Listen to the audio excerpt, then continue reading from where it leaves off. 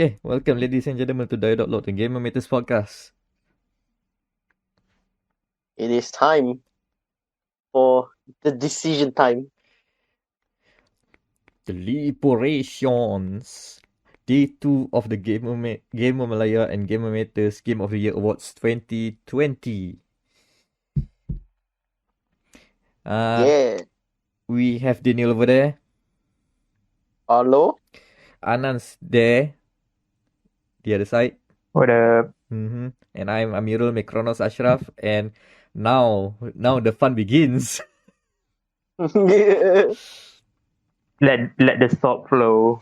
Oh man, Yeah. salt. I already for our listeners and viewers, I already made some people quite salty with a recent tweet of mine. So let's keep that rolling. I'm putting my bargaining chips here on ready just in case. And if all else fails, okay, now we don't use dice. That's stupid. 20 dice and not for this one. Not for this one, because again, this is our take of the Game of the Year awards. This is our list, our favorite games of the year, and we are celebrating it with 10 different categories of awards. And it's kind of like last year, if you are familiar with it. We haven't changed a bit. And this is again part 2 of the Game of the Year special. The part 1, we discuss all the 32 games that are shortlisted for awards. Who is it? Someone please check and put Flight Simulator in any awards. Yes. yeah. Any of us play? Any of us play? No. Flight Simulator? So that's Not yet. Okay. That's the award. Let me go through the awards that are being contended for this year, similar to last year. We have the first one, Best Main Menu / Startup, Best Meme Generator, Best Remake / Remaster, the Anan Award for Best Game We Didn't Play, Best Racing Game. No, it doesn't being funded by that company anymore. Best Racing Game. Best Aesthetic. Yeah. The David Cage Award for Best Story. Most Surprising Game. The Daniel's Trashfire Award for Most Disappointing Game. And Can we last... put an event for that one? Since there is an event below on our list this time. It's technically a game. Yeah. Alright. So, Go on, moving on. it still counts. Maybe next year. And of course, lastly, the top 10 games of 2020. So that are all the awards that are being in contention for this year. And without further ado, let's start with award number 1. Best Main Menu / Startup. First impressions are not everything but always important. This is to celebrate the games that make us hype or get us in the mood of playing from the very first thing it loads. Which may not be relevant anymore with the next gen consoles coming in, since loading times are not really there. No. But still, we still have time to celebrate the best main menu / startup sequence in a video game. Currently, as it stands, the nominees are Doom Eternal, Dreams, Final Fantasy VII Remake, Ghost of Tsushima, Marvel Spider-Man Miles Morales, and Sackboy: A Big Adventure. Okay, business time. We have 6, we need to cut 1. As always, we only have a maximum of 5 honorable mentions, of 5 nominations. So, let me check. I'll go think this is all online because there is a thing called YouTube you can watch. And I think I have a good candidate that we can just shut off. Okay. And sadly, it is the Doom Guys game because I've recently replayed it in the 24 hours of our last recording. And it is actually quite disappointing, the main menu, because you just have the Doom guy standing on like a pillars of death or whatever. It is part of the plot, and that's it. Just you want to play single player, multiplayer, or join the DLC or whatever. Kind of like not very. You don't know. There's no really like showing or where part of the game are you right now, like the likes of Ghost of Tsushima. Okay. Because I think Ghost of Tsushima kan is based on levels, kan? Like at the start they will be in the wind, and then like in the middle too it will be red. Am I correct? How about this? Okay, since we're going through the nominations and Ghost of Tsushima, the main menu is very boring in the way of, okay, you have the sword, and if you progress further, now the sword has something else on top. So it's very minimal in that sense. However, why it is being placed here is the startup sequence, as in the first time you boot up a new game, I don't think you even have to see the main menu. It just start up with, okay, it's the you select all your options at the front. Do you want to invert your controls? Do you want to put subtitles in? Do you prefer subs or dubs? And then you move on to, do you want to put the filters on? Do you want to play it with normal graphics, or do you want to put it in Kurosawa mode? And then once you when you select everything, the camera pans down, the game immediately starts with the cinematic. So basically, the background at the start there was basically preluding to the intro cinematic. I think that's kind of cool. So it basically just starts you into the adventure. That's where Ghost of Tsushima shines lah for me. Okay. If that's the case, then because Doom Eternal has also a good startup, like just press whatever besides the bland main menu, the startup like is just hyping up with the songs, with the Latin singing as the crescendos him into the depths of earth that's turned into hell and all. That's pretty good. But I think one game that makes the menu and stuff better is Medium Molecules Dream, because the start basically the idea is there is nothingness, and there is a voice saying like, "Wake up! You have to do stuff," and that like, it's been a while since I've played this game, so I don't remember the start main sequence that well. But it just gives this basically the wonder lah. What shall we create today? If that makes sense. Okay. Moving to Final Fantasy VII Remake. This is also a main menu with a sword on it. But yes, the Buster Sword. I don't. Why is this a tried and true trope? I have no idea, but you can't ask much because that is how the original game starts with.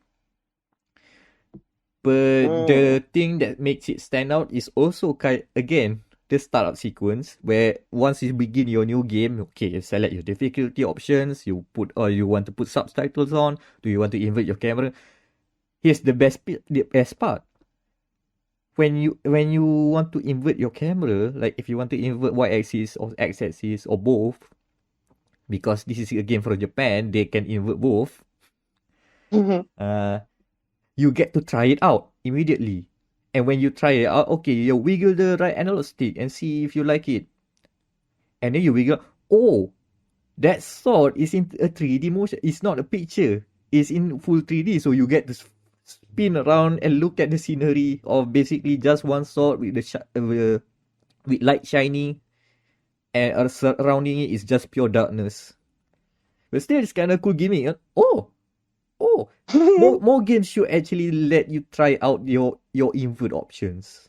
And as someone who is still like a major proponent of invert axis, I highly appreciate the gesture. We are a small. Basically, we are now in the accessibility minority now. So I appreciate it.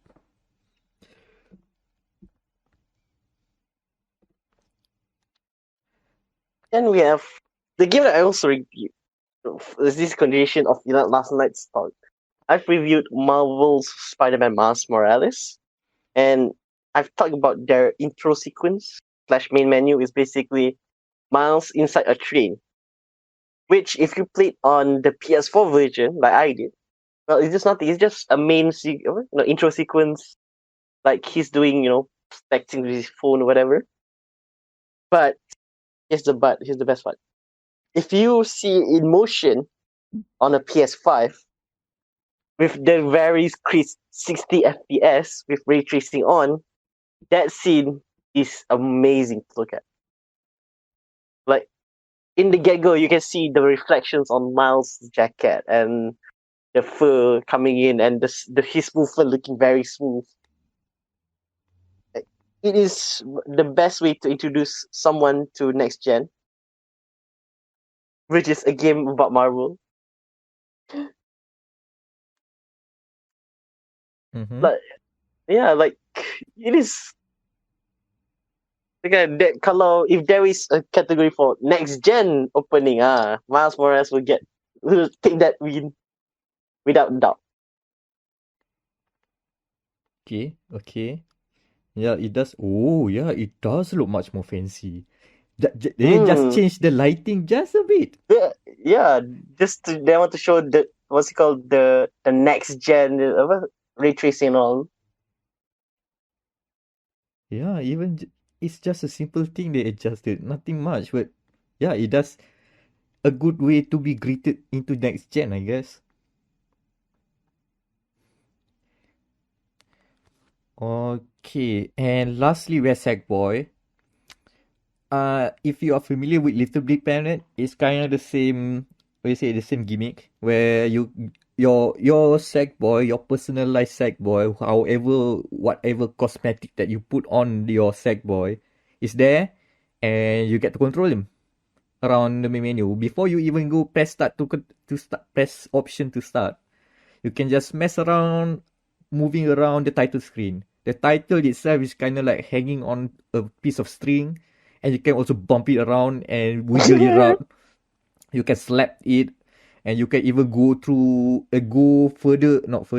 straight to the front of the camera, and you'll just like push in the fourth wall.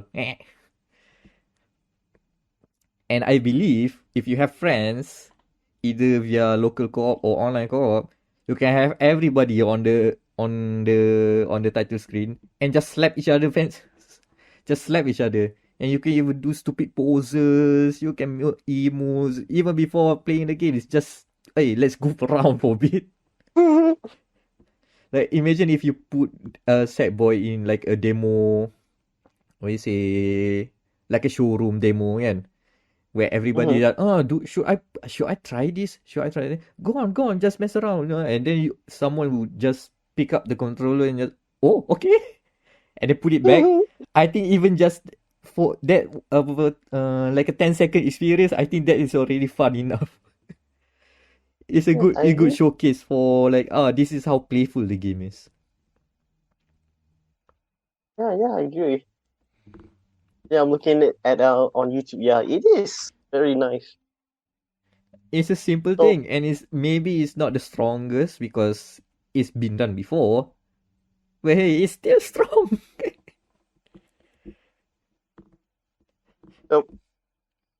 So for now, which one should we cut?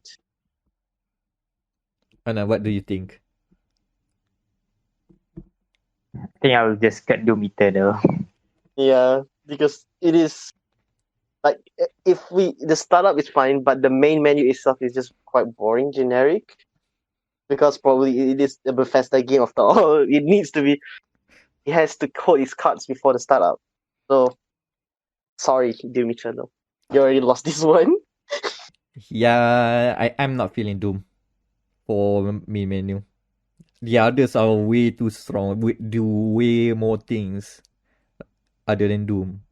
So now we have finalized our honorable 5. mentions. Now to pick a winner.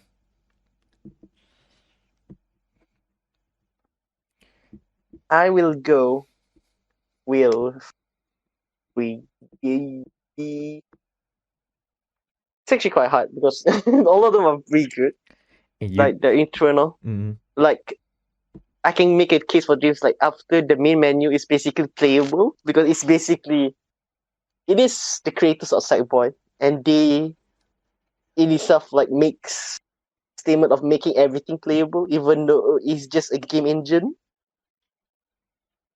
And you can make your own main menu basically. That's how open Dream is. See, I'm not joking. Like I've made in my game, my main menu is basically a house. So if I want to go into try out other people's creation, I just go into my pool, and because you can plop like the menu icons on it. So go to my pool and then display. Customize my menus. Oh boy! Oh no! Looks like Dreams just slingshot above. Oh man. Okay. To go about the list, Final Fantasy really hinges on that nostalgia, where you see the Buster Definitely. Sword, you hear the prelude theme like dun dun dun dun dun dun dun dun dun dun dun dun, and it really tickles the nostalgia bone in you. But just fan service. I mean that's Final Fantasy 7 Remake in a nutshell lah. Fan service to maximum effect. The only innovation is the invert control thing. We have animated the Buster Sword. So I think that deserves a mention, but I don't think it can run that long. It cannot run. It's not in contention as a winner. Sackboy and Ghost of Tsushima are strong. Yeah, true. So far. Like, Miles is... I mean, yeah, it's a graphical showcase, but at the end of the day... Pretty much. It's a graphical showcase only. It is a graphical demo. Yeah, the tech demo before playing the game. But still, if you put it on the demo reel again, at the showcase demo, that looks good. How about we take a look? I've seen that at the Sony in our local Sony center. So yeah, it is for that reason then. It is exactly. It is a demo reel which they showcase, to promote the PlayStation 5. They know. Okay, like right now, I think Dreams is leading. Why? Because you can make your own main menu. Just because you can make your own menu, so you can make it as horrible as fun as you like. Yes. You can make it as shitty or as awesome as you love. How about Anan? What's your take on it? Which one? Sorry, I kind of lost. Yeah, what's your favorite pick for base main menu so far? Oh, base main menu. Dreams, for sure. Okay. Like, when you get, even though I did play, but I watched some videos, when you get into the game, you're just like, okay, I want to create. And then say, oh shit, yeah, let's go. Like, it invokes that feeling of, let's do it. Yeah. Like, you can literally create your own main menu in the start, like, make it a house style main menu. That is, like, they are that confident of the game. And I like that. You know what? That's a clear winner. The best main menu startup sequence of 2020 is Dreams. Nice. Yeah. Don't let your dreams be dreams. You can make your dreams come true. Your dream main menu come true. Oh, you know what? Can you remake the Final Fantasy 7 remake menu in Dreams? I think you can. Like, you can like grab people's like create items and put it into your own. So yeah, you can technically have a Buster Sword as your main menu. You can create Miles Morales in Dreams. Yeah, just put a train, put like a cut-off copy of Miles there, and there you go. I mean, maybe not to the same fidelity, but still. Yeah, that's one award in the bag. Shout out to Media Molecule for the best main menu / startup of the year. Oh, congratulations! It won because of the meta, I guess. Yeah, it Meta is. menu. It is the creative mind wins again. And that's what again the theme of the award is still about it's getting you hyped to play the game and as it being so frictionless to get you let's go create. I think that seals the deal. And let's deal with the next award, which is actually this time it's gonna be spicy. Best meme generator. The best games that dominated our conversation, social media, and shitposts throughout the year. And as of now, nominees are Animal Crossing New Horizons, Half-Life Alyx, Yakuza Like a Dragon, Final Fantasy VII Remake, Doom Eternal, Fall Guys, and Among Us. Wow, Among Us.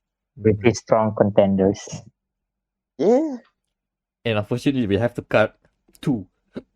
Oh, okay. So Doom. without fail, without me talking about the virtual YouTubers simping. Look. I mean, that's the only thing that matters. And that Easter egg got cut. Oh yeah, he got cut. You cowards! We solely have to cut Doom because they put a VTuber Easter egg and then double back down immediately after that. For that, they deserve the chop without any reason. They deserve a shout, but that's all.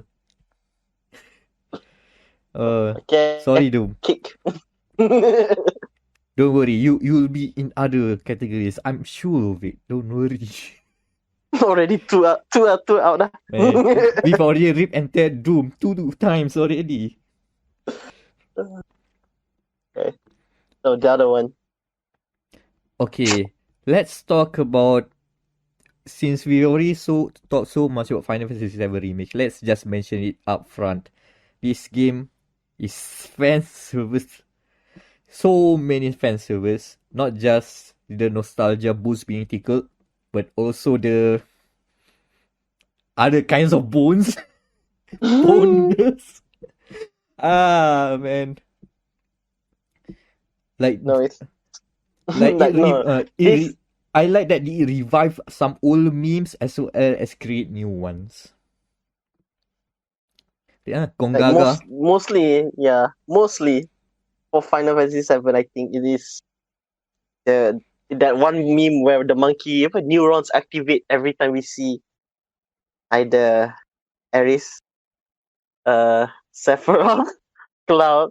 Anytime we do the side quest, that they want you to thirst on your very, very handsome and beautiful main cast. Oh yeah, they know what they're doing. And everybody is horny about it. Like that one scene, they wanted to make Sephiroth, what's it called? Threatening again. When in reality, at that point, semua orang, oh my god, he's hot.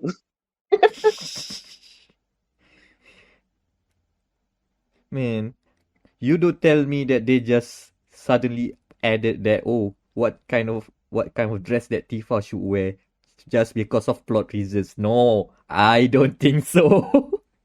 The fact that there are choices that matter and it affects how you simp on those characters is kind of mind-blowing. And people are talking about it non-stop when the game was released. Yeah. And also, shout out to one of my favorites of the templates. The one picture of Arif being a badass pulling out a chair. Sheriff! Heresy. I think there's one picture of Sephiroth being attacked from the back with chair. That's stupid. Okay.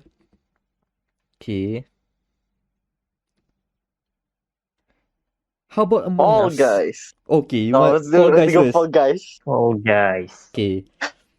It's already cringe. I mean, It's season 3. they are good while it lasted. Yeah, that's the thing. Or at launch, even before launch, no, before launch is kind of like low key. I followed the account and they just like, haha, look at this, haha, we funny man now. And then when it started to launch, and then they just, the game just blew up, and they start, oh, servers down, lol. And then they start doing some weird stuff with it. Not just because of the official Twitter account is basically shit posting as a person rather than an official account. That they really like to post, no, they really like to amplify the weird memes, including like, what is the internal skeleton structure of a Fall Guy, and it lead to very cursed images, official cursed images by the art team. And the fact that the brands are simping on Fall Guys. Oh, put us our skin here. Put us our skin here. That was fun for the first month or two. And now it just feels like every time I look at a Fall Guys tweet and then I look at the first reply, that game. Without stop, because of it's a recurring joke. It's a recurring inside joke now. Yeah, it kind of feels like kind of cringe though.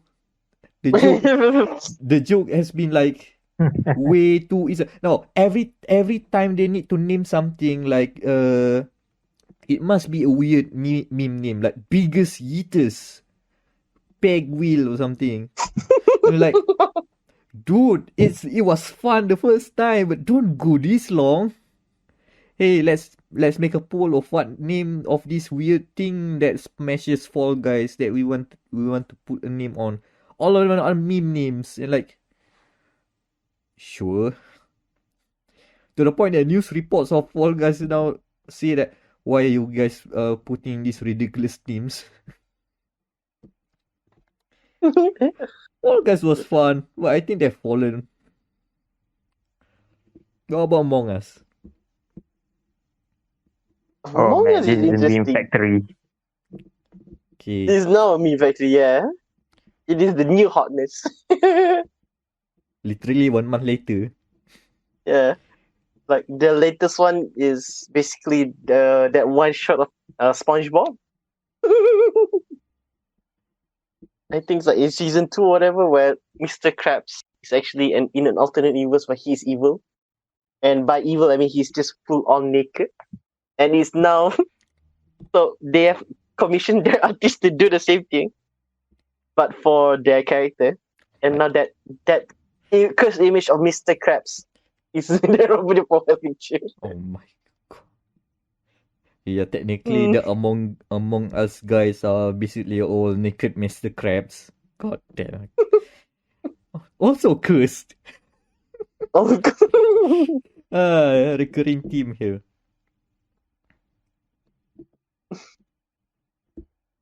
Look, I'm looking at their Twitter right now. I'm already like, oh god, why? It's But good thing that it's still not cringe yet, yeah? yeah, because unlike Fall Guys, they need to meme their stages. This is basically the content makes for itself. Like, have you seen? There was one. I think like literally, I don't think any kid from the age of 12 above have not heard of Among Us due to memes and not by word of mouth. Okay. And let's move to Animal Crossing New Horizons. Ew. Animal Crossing. Okay, let's start with the shakedown master himself, Mr. Tom Nook. Tok Nook. Mr. Bagger. God damn, that people are realizing that this is the ideal lifestyle. Especially in 2020 is fun. And again, I think most of the memes, as you can say, or rather the shitpost of Animal Crossing is rather more of how they use Animal Crossing creatively. So you get to see murder mysteries and representations of we say cultural clothing. Like you can put a literal Kaisong kid on a villager. I mean, nobody has yet put a kind placard on Tom Nook yet. Though we did. And it looks very much appropriate.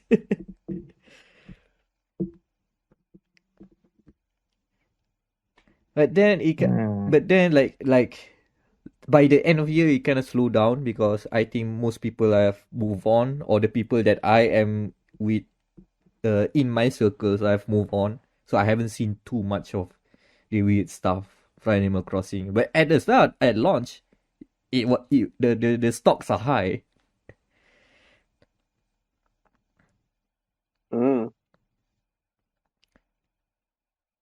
Stocks are high. But Tom Nook's asking of money is higher. Oh, we have to go for the double bid. Okay. Half-Life Alyx. Okay, Half-Life Alyx, the game itself, I don't think is much that much meme. No. It is memeable. Hold on. It is memeable. Hold on. Half-Life Alyx in a nutshell, I think that's the video where you look at the TV and then instead of a broadcast of your dad, Mr. Eli Vance, it becomes the Mio Honda thing. La, la, la, la, la. Somebody change it to like anime references within Half-Life. Okay, that's powerful. Oh, and the many different drawings that people put using the window drawing, the window markers. I think someone actually make a math lesson using those markers. Okay, so the game itself is also memeable. But I think the potential of the memes from Half-Life Alyx is rather from Source 2, the new engine that came from this game. Because now we got a higher res G-Man, a higher res Gordon Freeman. And boy, the SFM community are going wild with it.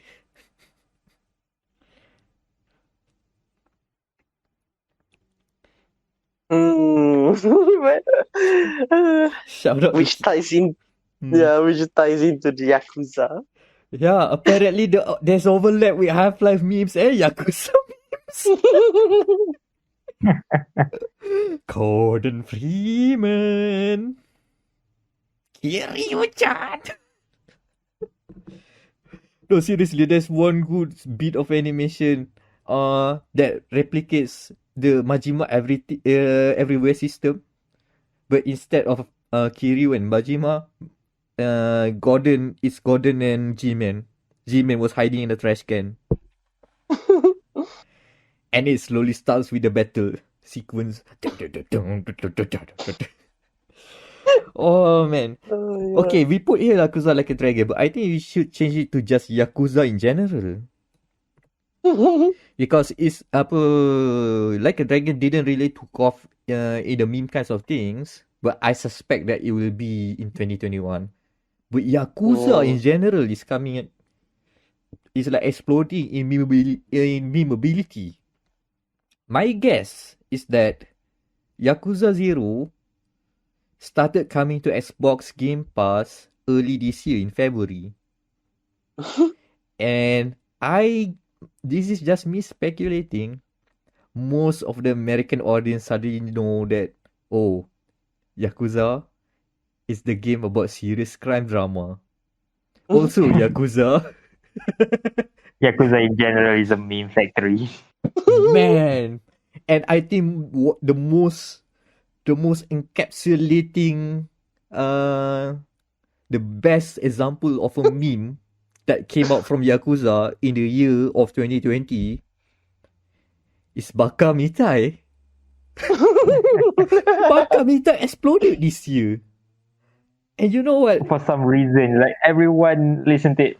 Even my like sort of casual gamers, they were singing Bakamita. I'm like, what the hell? How? Yeah. And you know what? It was the deepfakes that helped them. Of all reasons, deepfakes Baka Mitai. And you know what? Exactly. And the crazy bit is that video, the source video, is from 2017 from a very small content creator, like very obscure. I think the last time I checked in, that guy has like 1,000 a few subscribers on YouTube. Now he has like 20. The original source material is now the biggest. All of his videos are kind of like under the 10k number or around there. The Bakamita original lip syncing from he lip synced the Akiyama version from Yakuza 5. 1 million. He blew up. And thanks to his deep fakes, now everybody. The crazy bit is now that people listen to Bakamitai, first because ironically listens to Bakamitai. And now we have entered the second phase. Bakamitai is actually a good song. Yeah. A legit good song. To the point that there's a good video by 8-bit Theory or something like that. I forgot the channel name. Which basically titles Bakamitai literally slaps too. And he did a music theory analysis of Bakamitai as a song. And yeah, what I don't understand music theory by any means. But what I get it is that Bakamitai is basically Yakuza in a nutshell. Because remember, the whole bit about Yakuza is that the duality of, hey, this is a serious crime drama. Also, we can do wacky shit over the side. And the way that they explains the Bakamitai chorus, where you go dame dame, dame yo. The lyrics are very depressing because you keep saying that I'm such a mess, I'm stupid, bodohnya aku, as in being translated Indonesia. Basically, you are depressed, but the song keeps on going up in a positive manner. It is really Yakuza in a nutshell. So yeah. Also, the boom of Half-Life based Yakuza memes is just so.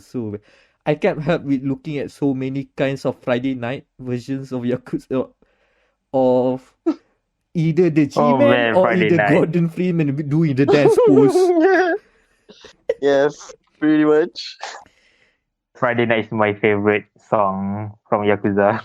Other than Bakamita, of course. That is Good God. that hasn't got music analysis yet, but that's a strong one too.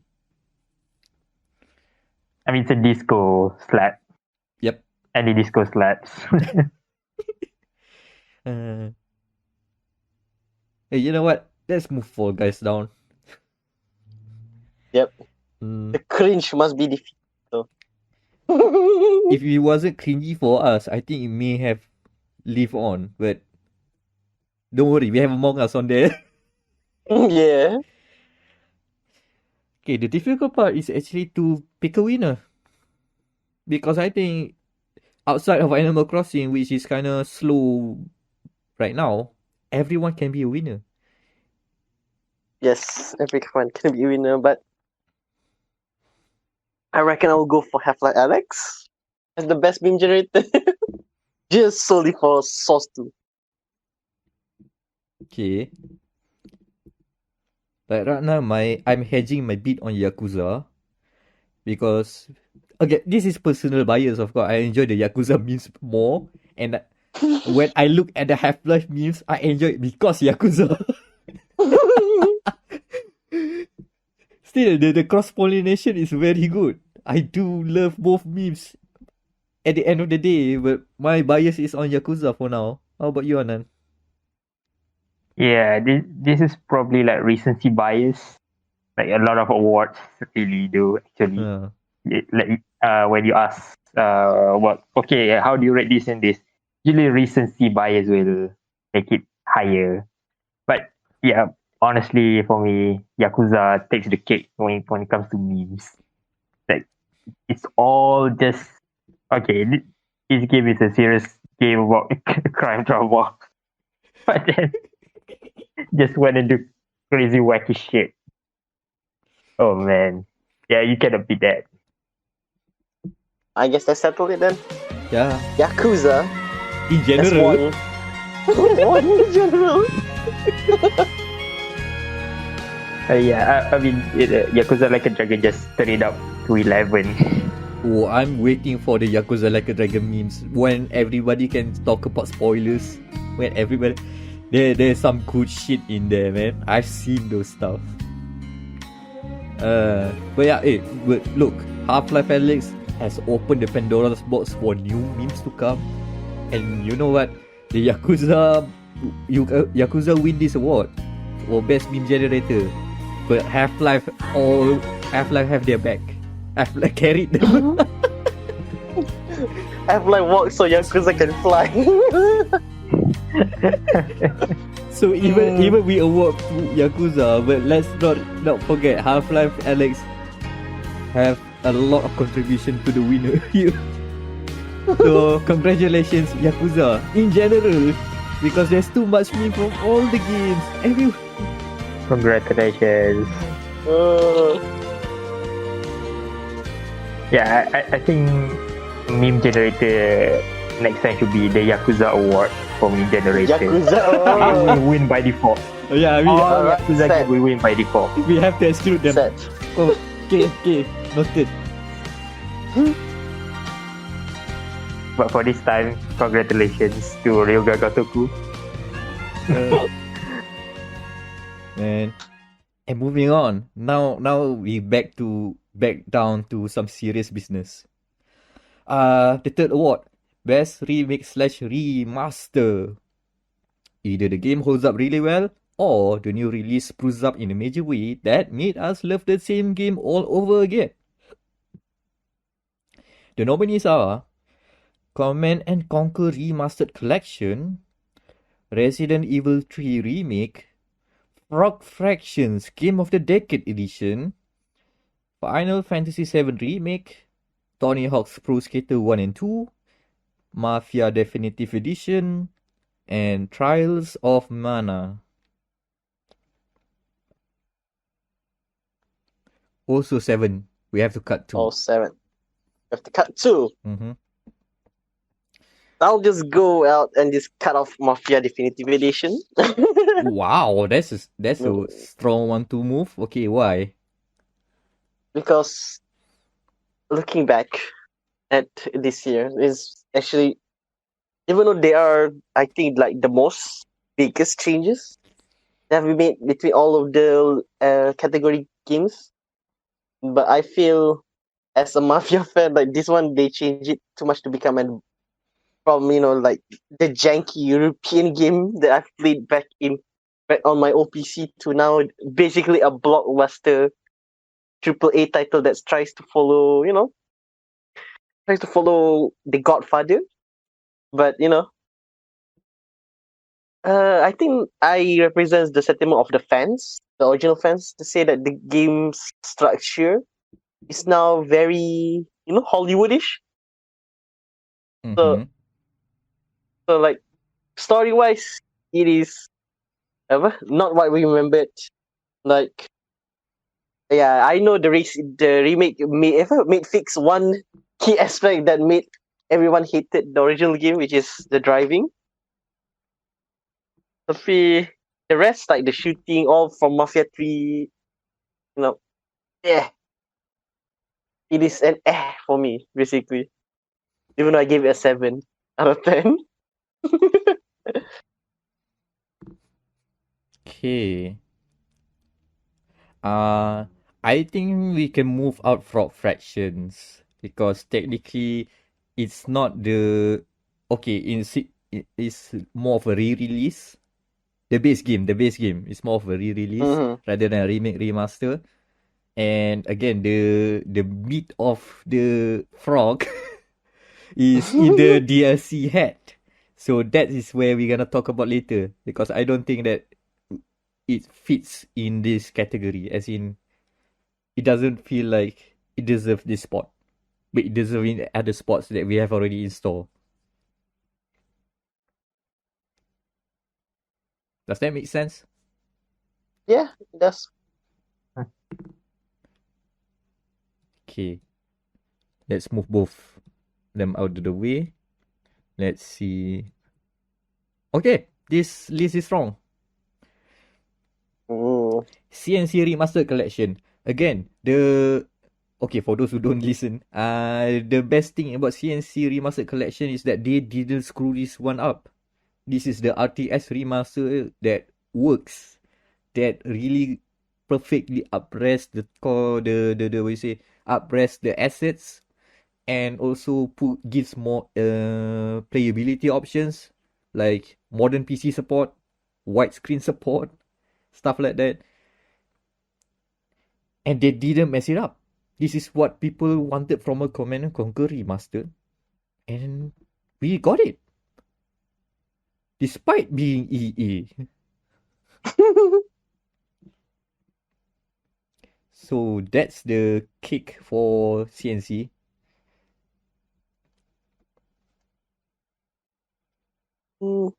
Next is Resident Evil 3 Remake. As I said it as well in our last episode, it is basically they're taking the approach that is similar to Jill's other adventure in her own spin-off, which was the Revelation series, where the structure is very action-packed. I don't think the original version of this game is as action-packed as this one. Many people didn't like it, but I love it because it reminds me of simpler times. Like, I think it's more similar to Resi 4, this one, than the last game. Because the last game, RE2 Remake, takes inspiration from, the original game. But this one, they just did, okay, how about we just make an action title that is similar to the original, but make it more fun.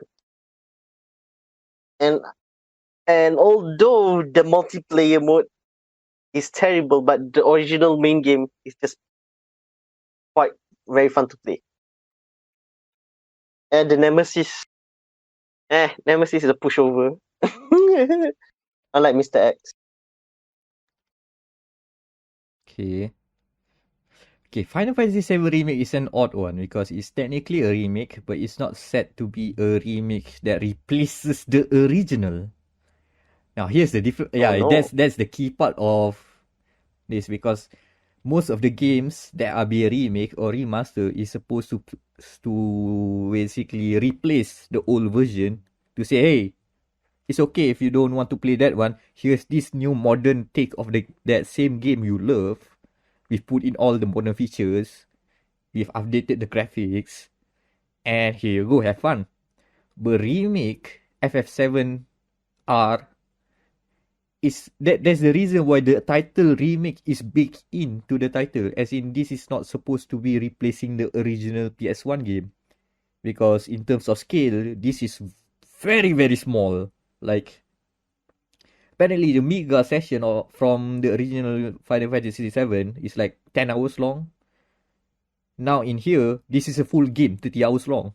Just from that small 10-hour bit has been stretched into a full game. So there's a lot of, like, say, different opinions about how Remake is for fans and for those looking outside. Like, should a remake be like this?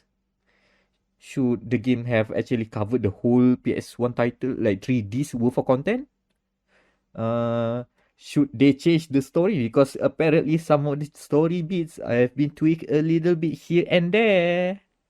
And depending on who you are, you either like it because, look at that fourth wall. Or you just say, oh god, somebody is gonna tarnish our legacy. So it's a weird place to say. So a remake here, Final Fantasy VII Remake, depends on how we feel about the game, because it can go either way. Do you guys feel okay with the changes? Then it might hold up higher in this award. If you're not feeling so much, at least we can agree that they've made some crazy move. I say this is something of a curveball that Square Enix threw, and somehow it landed. Not perfectly, not like what everyone expected, but you can walk away satisfied in some way or form. This can have a different combat system, but it cranks up the fan service. So you can't say that you will feel like you either being left out or you're being treated right all the time, because it is a mix of many emotions.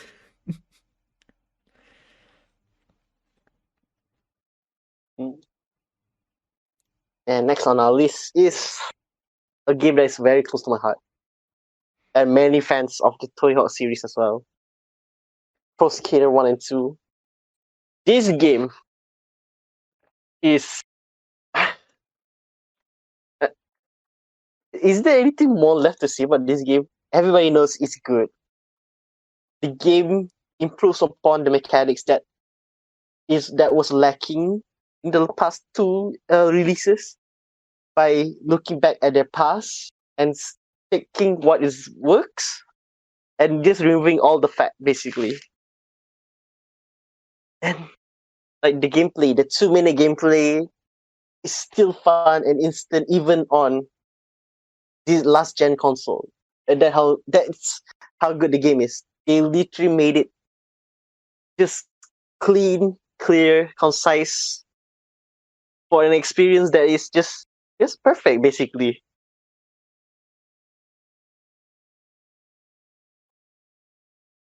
And I think that's all I can say about Tony Hawk because it's that good.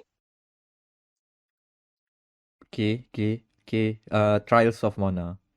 Trials is when you look at from afar, or if you haven't heard of the game, it feels like why is this what is this low budget Square Enix game?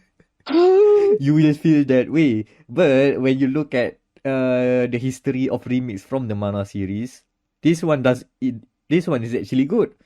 And Yeah. you get to play the original, basically the essence of the original game is there. You have the action RPG combat, not maybe as fancy as 7 Remake, but it does the series justice. It does the original game justice.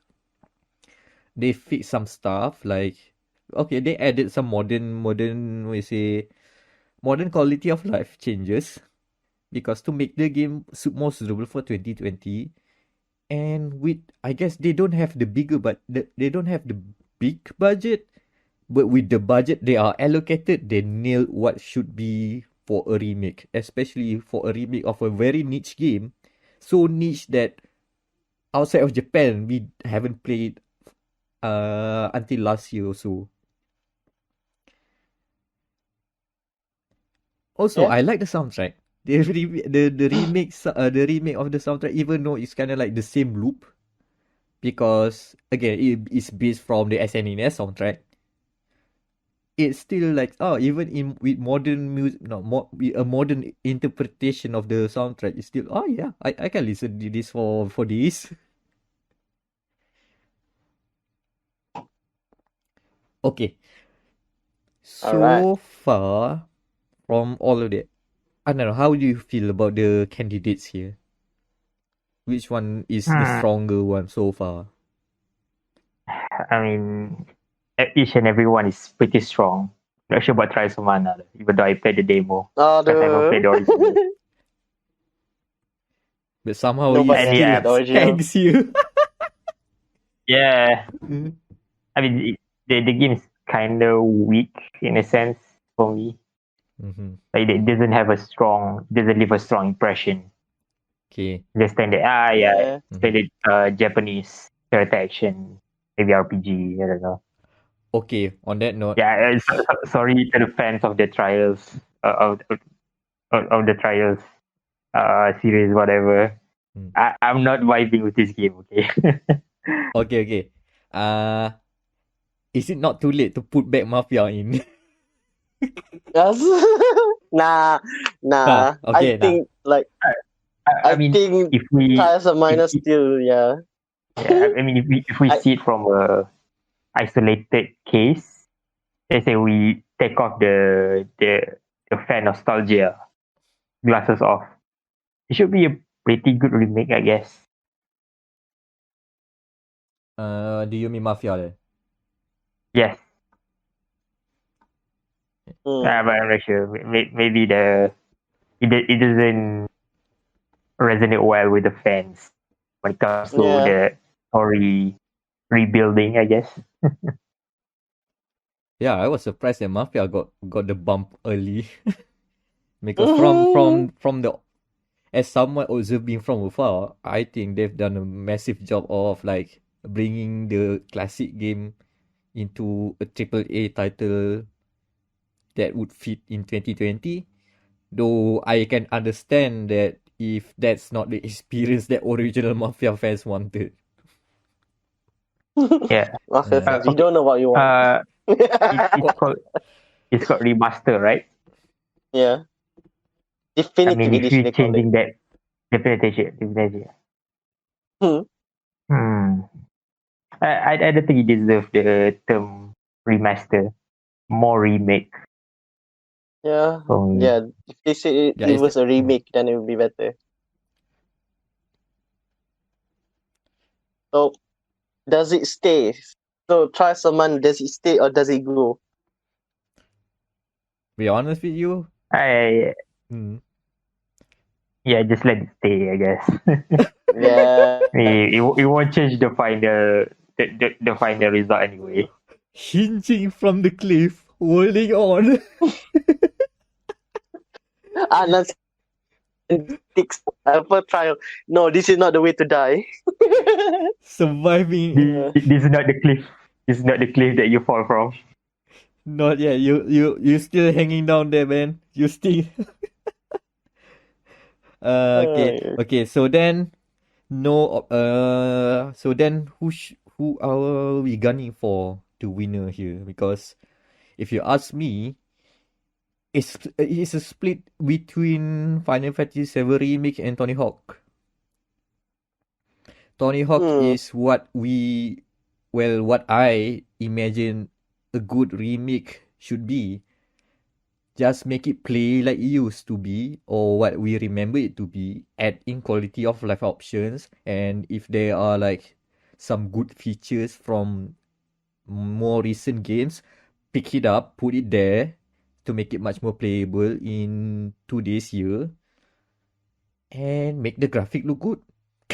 Graphics look good and that's enough. Yeah. Activision did it before. Look at Crash. Look at Spyro. Remember Spyro? yeah. But in terms Yeah. of ambition or in terms of like putting expectations a bit more than what that has been established, Final Fantasy VII Remake has to be applauded because they didn't set to just make the same game again. They've tinkered with it. They figure out something that they can do to make it modern, but they remember the real, the most important bits that fans really care about, fan service, Yeah. and still manage to like put in just one sprinkle of very weird thing that can make people discuss the game until the end of the year. Whether it's a good thing or a bad thing, hey, still people discussing. So somehow it may be a good thing for them in terms of publicity.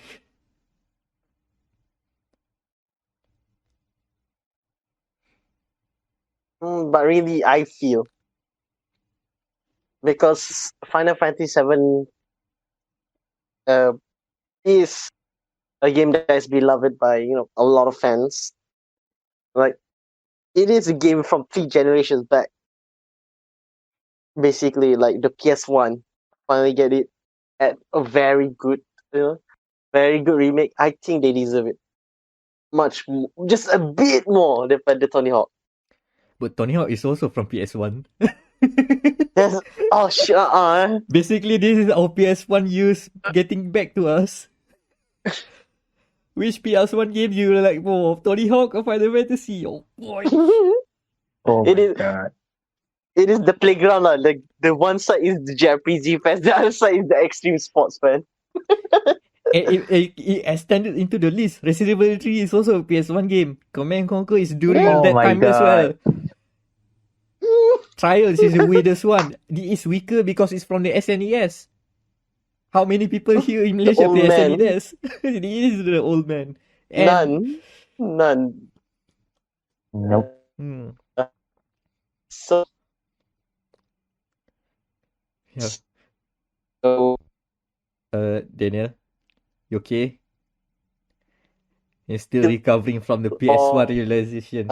We are not old. Oh man, you are roboting so much.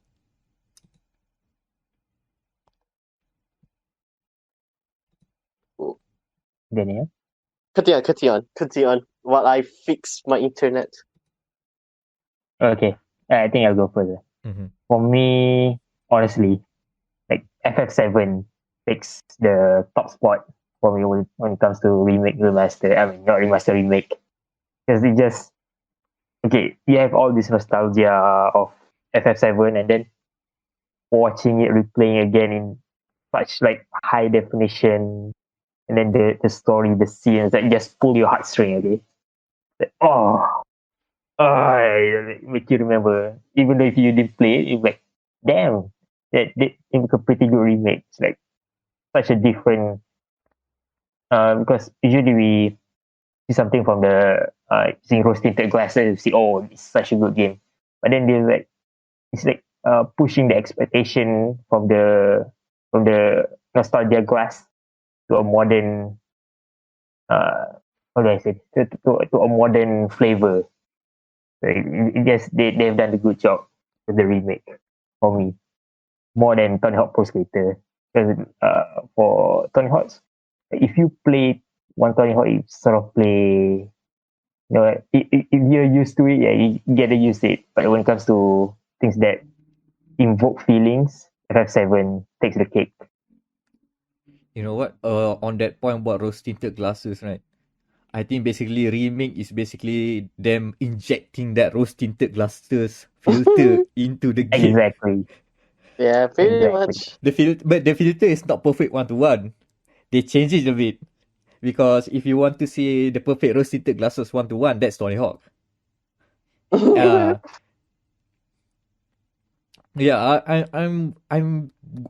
I'm more leaning to Final Fantasy VII Remake just because they are a bit more ambitious this time, or compared to the candidates here. Although, if there's not Final Fantasy VII, I think it's super easy to just say, okay, Tony Hawk. If Final Fantasy VII was a flop, Tony it's Hawk. super easy to say Tony Hawk. Tony Hawk is the established bar. That's the benchmark. And it's sort of people don't expect. The people sort of don't expect THPS to be remastered, remade. I'm like, holy shit, they are making. Yeah, and the fact that Final Fantasy VII Remake had a lot of hype, a lot of expectations coming in, and for the most part, it has been delivered, depending on who you ask lah. But there are enough people that are satisfied with the product, with the game. I think that's a good sign to put. That's a good sign of a remake. At least something that we can look back and say, oh, remake can be more than just your usual 1-to-1 conversion. Even though I do prefer that one actually. Yeah, so Final Fantasy takes it then.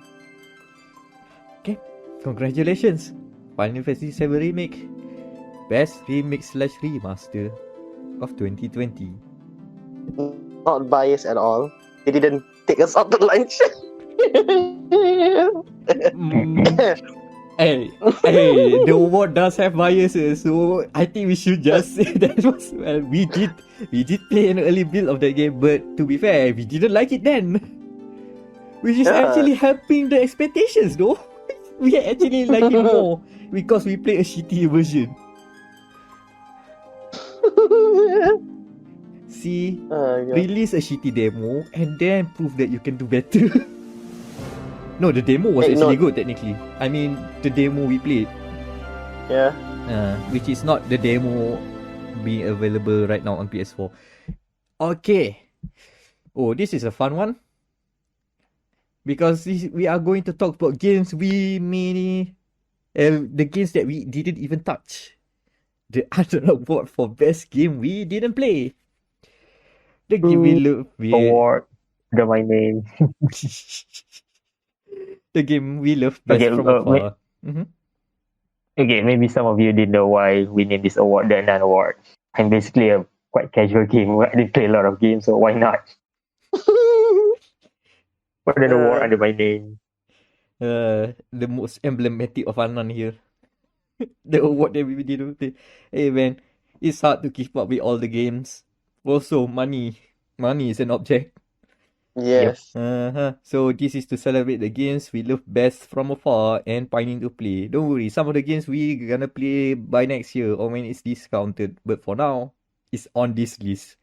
The games are Animal Crossing New Horizons, Ghost Runner, Hades, Half-Life Alyx, Man-Eater, Flight Simulator 2020.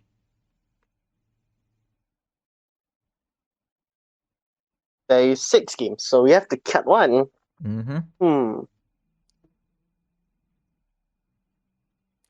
That's an interesting quandary because all of them are games that I myself wants to play. Because like Half-Life is the next Half-Life. Everybody wants to play that. Hades is also like the next game by the guys at Super Giant Games. Yes, I made it wrong this time. So, like these 2 examples are games that people have a good following, which is sad that we didn't play their games. So we apologize in advance.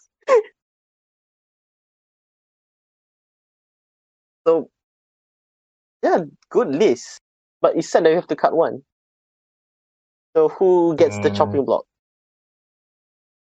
Okay. I personally will put Man-Eater above Ghost Runner. I'll drop Ghost Runner. Yeah, I agree with that. Yes. Yeah. I mean, okay. My reasoning is that when it comes to game depth, Ghost Runner is, I mean, it on its own is it's a good game. Like, okay, you perfect yourself from end to end, playing parkour, wall running, perfecting your slash and dash. But when it comes to depth, like Man-Eater is better, I guess. I mean, when it comes to progression. I don't know, maybe like when it comes to sense of accomplishment, Ghost Runner is higher. But for me personally, yeah, Man-Eater is better. I mean, some Yeah. Yeah, I agree. Like Ghost Runner is the aesthetic is fine. Like it is another cyberpunk-ish game with an interesting mechanic. Like it's basically super hot, which like I don't think I prefer to play Ghost Runner because I rather play super hot. So yes, so I guess Ghost Runner can just ghost away. Ghosting Ghost no Runner. disrespect to the game. We ghost them. Yeah, Because the Ghost Runner.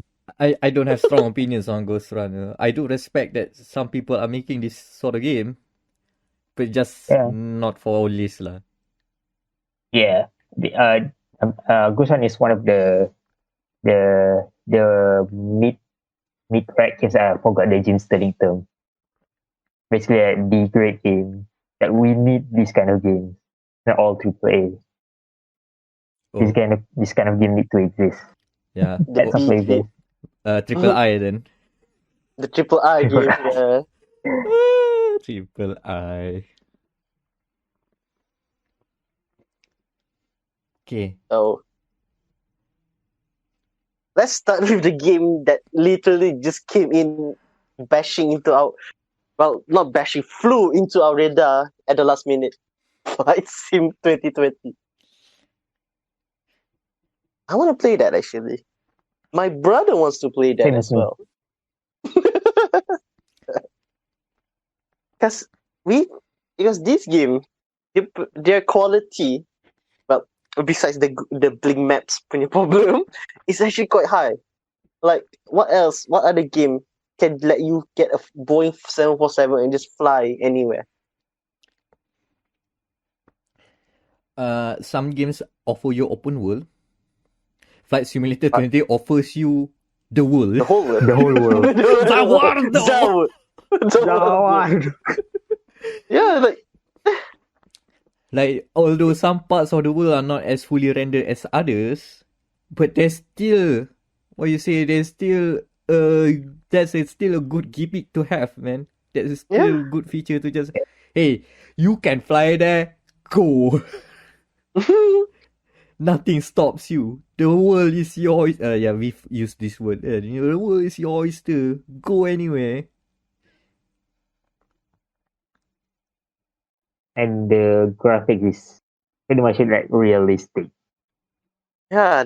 I mean, if you look closely, it falls apart. But seeing like from a mile high, like it's crisp. Yeah, And the cloud calculation is pretty good. Yeah. Yeah, it's pretty good. It's an understatement. It's exceptionally good, especially when it comes to the technology used for the rendering, cloud-based rendering. Oh man, I never thought I'd see this kind of game in 2020. I'm expecting for at least another 5 years. Nah, Microsoft here we are. covered.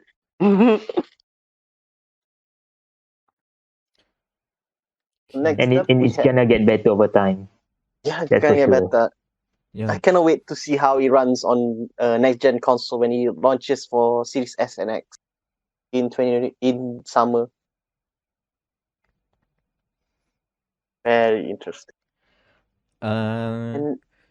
What's next? Manita. Man, what Man-Eater song should we sing? There's so many. That one song that is copyrighted. I mean, all of the Man-Eater songs are technically copyrighted. RPG. Again, I think the reason we put it here is because how the ludicrousness of the game itself. Hey, we like play a shark. It's an RPG, and somehow it works. The fact that it's a joke, kind of a joke premise, but being stretched into a full game and somehow landed well is something that is like, oh man, I should look at the I should take a look at this sometime. And the problem stopping me is it's mostly because the game is discounted, which is weird. Saying, why do you don't want to play because the game is discounted? Because each time the game on PC on the Epic Game Store is discounted, I can't use the free coupon they gave me.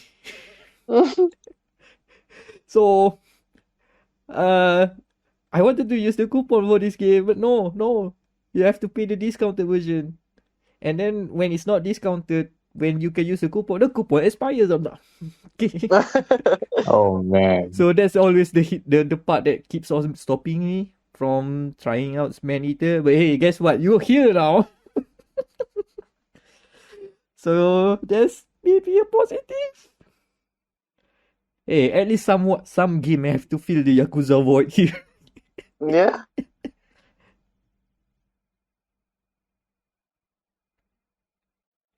So next is an interesting game. The game that literally no one expects. Because basically they have turned into a platform to sell games. Or okay, here's my headcanon for Half-Life Alex. I think Gabe Newell, in his very nice Hobbit home in New Zealand, just realized that, oh shit, yeah, we haven't made a game in 10 years, let's do that. And proceeds to make one of the best VR game on the market, just with a snap of fingers and 2 years development time. Yeah, and of course, obviously why it's in the list, we don't have VR. No, we don't have. If We don't have Nope. Vive. We don't have Oculus. Nope.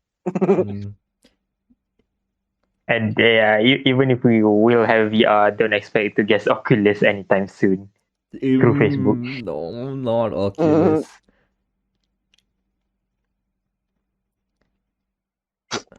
But yeah, this game is something that will always be like that game you need to try in VR.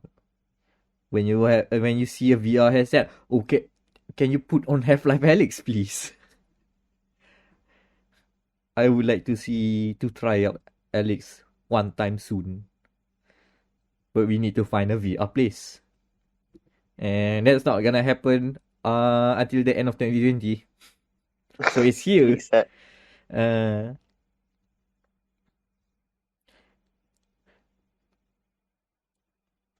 Then we have Supergiant.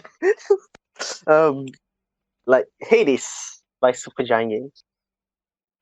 Greek mythology, sexy voiceovers, and by far one of the most crunch-less game on the market right now.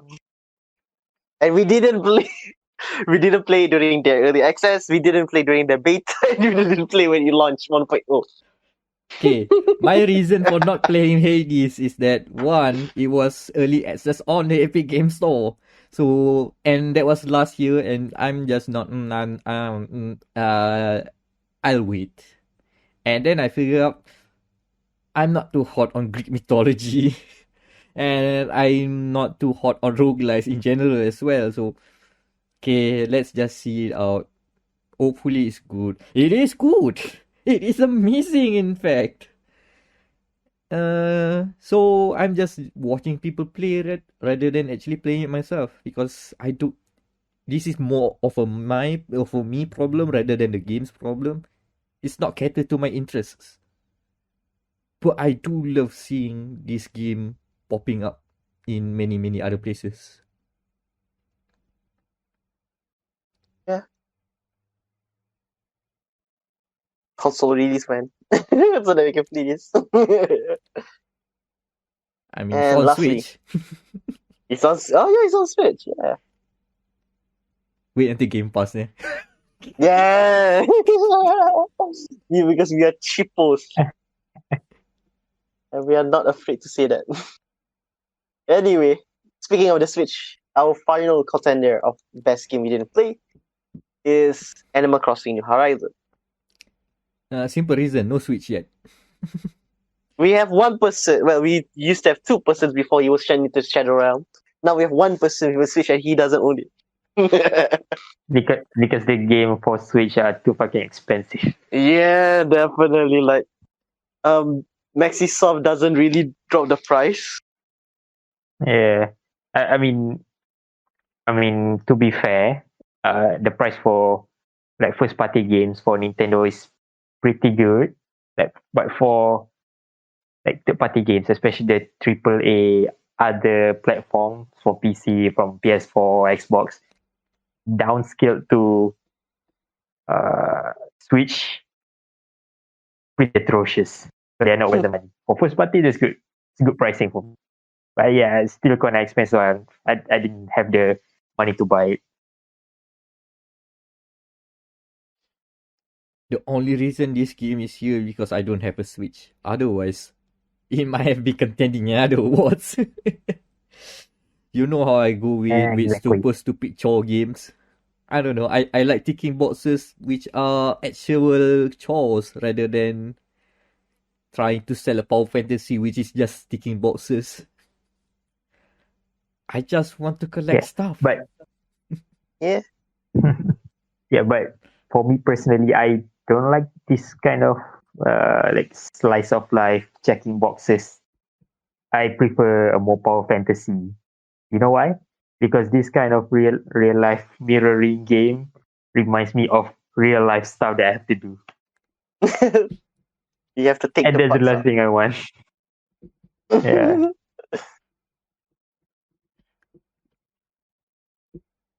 But yeah, but still, it's a excellent game, Animal Crossing, New Horizons specifically, because it brings in not just the core fan of this pretty niche game in general, it brings in the new players, both non-gamers too.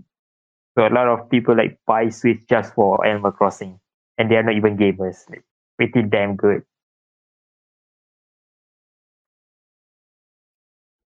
Yeah. So, choice time. I think Siapakah? this is an easy one. I'm just gonna say Microsoft Flight Simulator 2020. Let's go. Let's go, Flight Sim. Flight Sim. Easy win. I think were they shafted in the Game Awards? I think so, because they were like, yeah. So I'm also interested in Flight Sim. So yeah, they take the best game we didn't play. Best game we didn't play award goes to Flight Simulator 2020. They barging into our life like not something, and then they won it. Man, typical of Microsoft. At least there's one Microsoft game being nominated. Man. Oh, yeah, I mean, okay. Follow up to this award for best game we didn't play. We should have for next year, for next edition, games that we didn't play but we played. Which one is the good one? Oh my god. If we have enough candidates. Oh, if you wanna do that kind of update, we can discuss it at the back. We can discuss it. Back. It's a good follow up because a lot of the games that we did play, let's say we did play 2019, like Disco Elysium, I played in 2020. It's pretty damn good. Yeah. Oh yeah, with Disco Elysium would have won if we have that award this year. Yeah, definitely. Yeah, we'll put that into the consideration. Hey Ian, let's move on. We're gonna go fast this time because he's the best racing game. The only normal genre-based game award here. And it's for the best racing game. The nominees are... Oh my god, just look at the nominees list, I forgot. Okay. The nominees are Assetto Corsa Competizione, Dirt 5, Hot Shot Racing, Mafia Definitive Edition,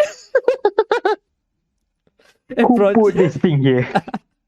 and Project Cars 3. Spicy choices. Yeah, this year has been quite slow. Like there have been like other games like MotoGP, Overpass. All of them are subpar. So this is the fact that makes the list basically. I think we need to address the elephant in the room. The 90-20 elephant in the room. The 90-20 elephant in the room. So Mafia Definitive Edition is in this list because they have one section.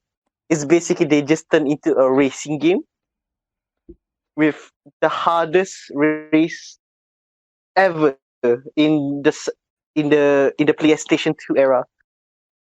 They are here because they have fixed that and it's now quite enjoyable. In fact, when the game is installing, you can play that track and that race over and over again. Oh my god. Okay. Are you sure you want to leave it here?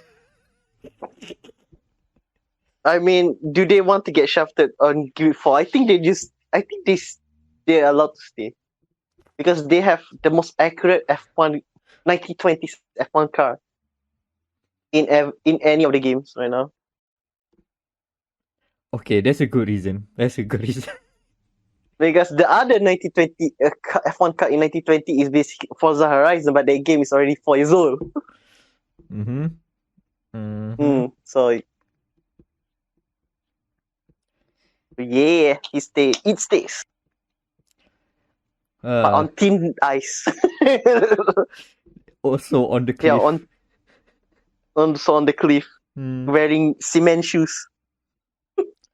Edge. Okay. Alright, so the real business now. Where should we start? We start with the game that we all played, Assetto Corsa Competizione.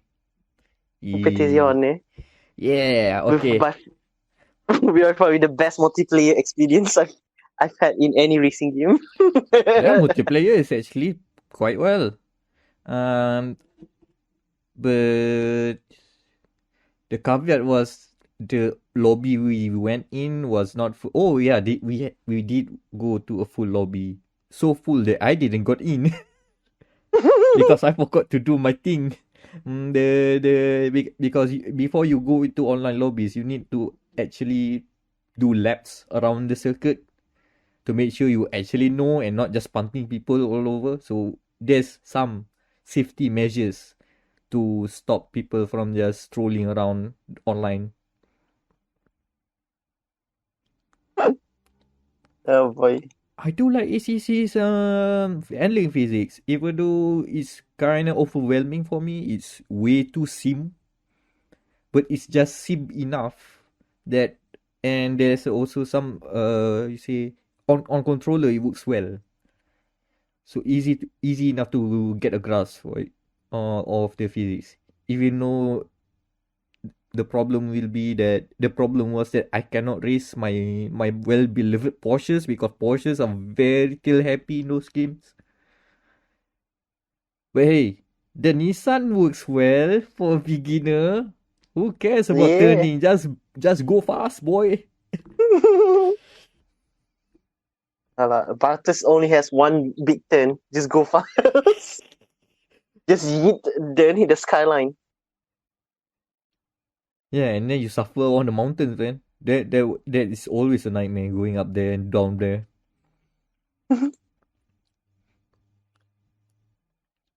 ACC is a strong game. And one of the best sim games that you can have right now. Even on Yeah, and consoles, it apparently. even the console, yeah, the new like the next gen consoles they are now running at 60 frames as it should, and from what I've seen the gameplay with the 60 frames L, by far amazing. And they are constantly getting updated with new car liveries from this season, and even recently they've added in the feeder series, which is GT4. So now you can have 10, 10 to 15 GT4 cars bordering your day. Traffic. Good old traffic. Uh, it has all you expect from a sim racer. Yeah. So, good on you, Kuno Simulazioni.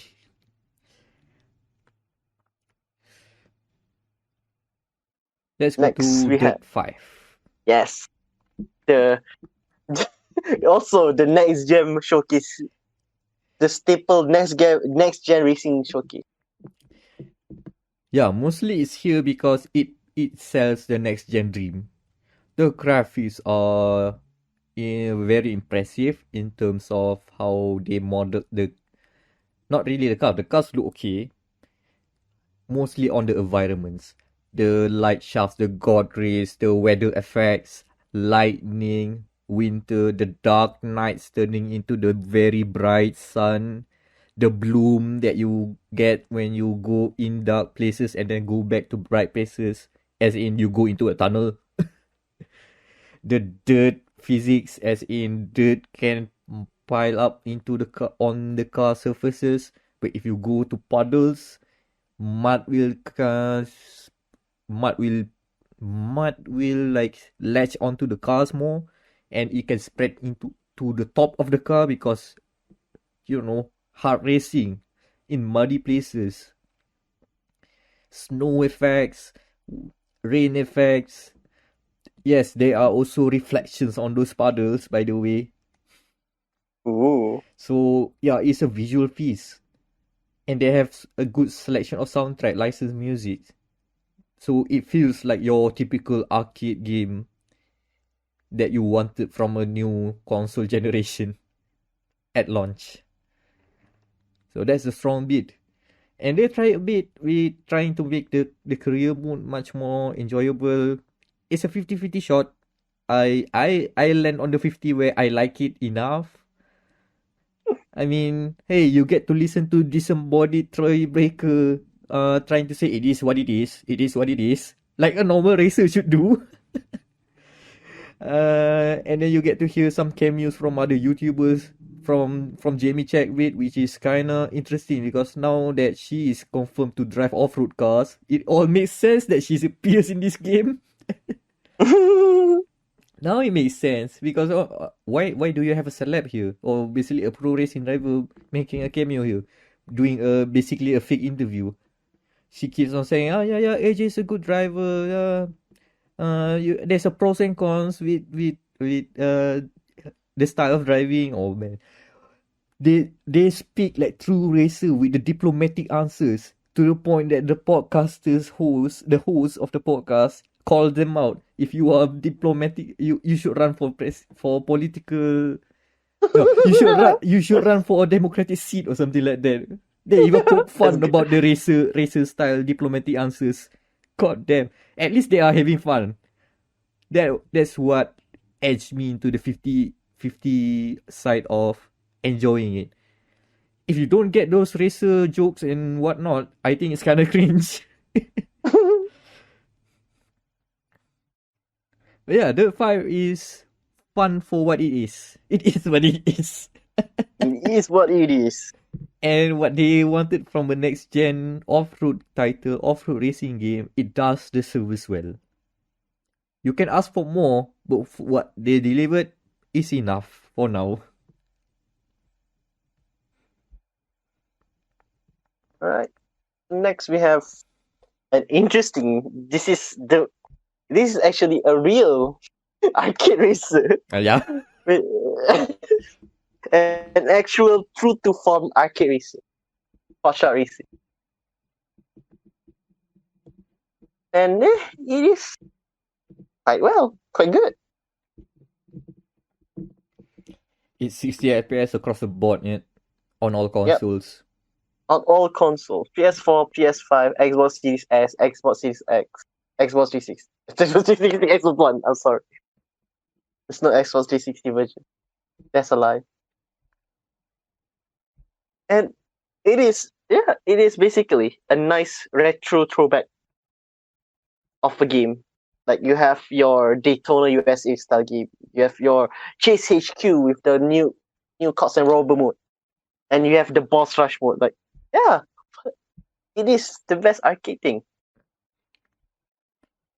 And I don't think and it is like I said yesterday, it is free on Game Pass. So give it a try. Because I don't think a lot of people talk about this game, which is sad because it's such a good game. But that is the racing genre in a nutshell. Yeah, I think Hotshot Racing deserves the mark here because of how true to form they replicated the arcade throwback. It even has the small things like your car when there's the checkpoint system where if you are running out of time and then your car just inches closely to the checkpoint before the game goes game over, you get time extended and you can continue on racing. The track selection, no, the menu itself, like when you pick a track, you get to see the 3D layout of the track. That's such an old school arcade racer thing to do. Nobody wants to do it because why do you want to put that out? It's just for aesthetic reasons by now, but they did that. And it looks fun to see, oh, this is how the layout changes for each track. Okay. And they have the announcer guy that keeps on screaming, time is standard. Here we go. So they Hotshot Racing knows what a throwback racer should be, and they tick all those boxes correctly. And yeah, even though it's not really based on one particular arcade racer, but they captured the vibe of a 90s arcade racer. 110%, yeah. How about P-Cars 3? Yes. Shift 3. Yes. Yes. Shift 3, yes. Need for Speed Shift 3. This game, like when it will launch, people, like sim racing fans, just hate it. While, the guys that just doesn't care, and wanting a game experience like this for a long time, like myself, it's fun. Quite fun. And ironically, it is published by a certain Bandai Namco. So the irony is not lost that an arcade simcade racing game published by Namco that has very 50-50 acceptability basically. Yeah, Tapi this we should mention. Oh no, they even forgot Ridge Racer. It's fine. Project Cars. Project Cars. Now they don't have any racing series anymore. Now that slightly Mad Studios is now under EA again. Oh yeah. We gotta get that Shift 4 then. Yeah, we're gonna get the Shift 4. Okay, so what's about Shift 3? Project Cars 3 then that stands out. Shift. I think they did a very well done job with the progression system basically. Like the game, it is, if you like cars, I mean, if you're playing a racing game, so you do like cars. It is similar to not P-Cars. P-Cars progression system is like pick and choose a class that you want, and then you just roll with it for each season. But well, this one, it's more shift-like, where it's class by class based. So you'll be racing at one area, by racing with smaller cars like the Honda Civic or whatever, and then maybe you will work your way to the big guys, the GT3s and the GT1s. It is very fulfilling. Yeah, it has a structure, and the structure is coming up from bottom, from the weekend races to just a mad lad driving the Toyota hybrid Le Mans car. And I think that feature was lost because sim racers doesn't really care about this type of single player progression. They just want to go multiplayer. Mm-hmm. So yeah, quite sad. But yeah, I think, in my opinion, it's better. It is one of the better simcade races there. Because F1 is F1, Forza is Forza now, and we need this shift type of games again. Yeah, not every game should be a sim. Yeah. Like the PlayStation, they don't have anything. They don't have anything like Forza. Gran Turismo is already a sim. It's already GT Sport. It's just GT Sport. It is a simulation FIA game. So their closest thing to a Forza Motorsport is now P-Cars. Until GT7. Oh man, the pivot to arcade. I never imagined this. Yeah, that's the weird thing. It's a matter of, if you put it in another name, more people would have actually liked it. But I've they have changed the name to like some like what they did with Race Racer, like R-Type Evolution or whatever, like Project Cars Revolution. People will get it. It's a spin-off series, but nah. It is a name title in a simulation series. Yeah. Yeah. Like Project Cars, Carnival, whatever. It's fine. Carnival. Oh my god. Shift is not Project the word shift. Like the word shift is not copyrighted. So why can't you just call it Project Cars apostrophe shift? We can tell them for the next game. That's genius. Yeah. Project Cars shift. Boleh kata it's a spin-off. Relax, guys. Yeah. What he is gonna do? Sue us? Nah. No. Yeah, and the fact that they use just PCAR 3 and people expect it to be like the sim that it Yeah, was. the sim card, the sim that it was. Yeah. Which is Yeah, why this the kinda, next game they already. This is why they announced the next game already. Future Cars 4. yeah, it's a terrible move from their part. It's not a bad game by any means, but it's just terrible taste of naming. They Mm-hmm. expect the PCAR game to sell. Okay, so Yes. what's gonna be the best racing game then? What is your choice, Amiro? I shall make mine at last. Okay, you know what? Of all the games here, I feel I have enjoyed most. It has to be. It has to be Hot Shot Racing. It's simple. It Mm, does what it wanted to do, and it did it well. It takes the old. There's not enough arcade races out there in the world. At least from what yes. I understand, from what I've seen, and the fact that there's at least one guy, one developer team that is out there and saying, I'm putting up the torch here. We are here, arcade racers. Do you just want to have fun with cars without caring about whatever physics they have? Come here, and we bring you all your nostalgia vibes with it as well. Come here, come here, come here. So that's why I'm rooting for Hot Shot Racing, just so that we can see more arcade racing games coming out in the future. Because this is the sort of games that, okay, sims are okay to have, and with the technology we have right now, with all the console and PC performance we have right now, it's getting more and more realistic. But if we keep going that route, racing games will keep being a niche genre to the point that we're gonna stop giving out best racing game. We're just gonna say best sports game, and it has cars by the side over there because this is the place they are now, right now.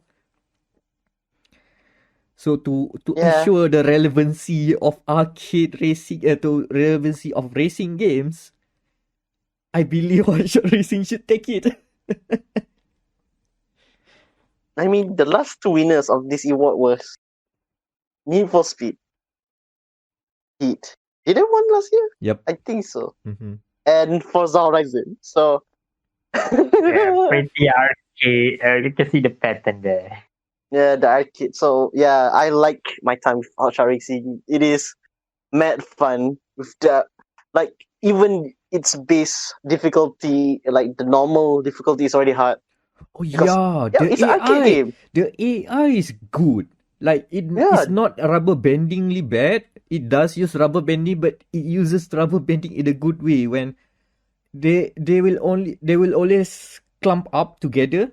So one mistake, boom, the whole pack passes you, or at least three of the pack passes you. But then you can catch up. That's what arcade racers can do. Yeah, this is like evokes the feeling of playing with other fans. Like you're slightly behind, and then they just crash, and then you catch up. It's just perfect. So yeah, I'll go for Hot Shot Racing. Nan? Yeah, as Assetto Corsa Competizione come close, but yeah, I honestly will pick Hot Shot Racing for the winner for this one because I myself as a let's say casual casual racing gamer sometimes like kind of get this fatigue of simulation games. Sometimes I just want to just have fun. just ball through the wall, pedal to the metal, drift around, play something like Grid, NFS, and for this one, Hot Shot Racing. It's just good fun, okay? Just good fun. Not always serious all the time. And yeah, Assetto Corsa is not that far from being the winner here. My second vote would have been Assetto Corsa. Yeah. Same. But Hot Shot Racing is just encapsulates the feel. No, again, this is 2020 where everything is depressing, right? Hot Shot Racing gives you a very beautiful blue sky to just enjoy it.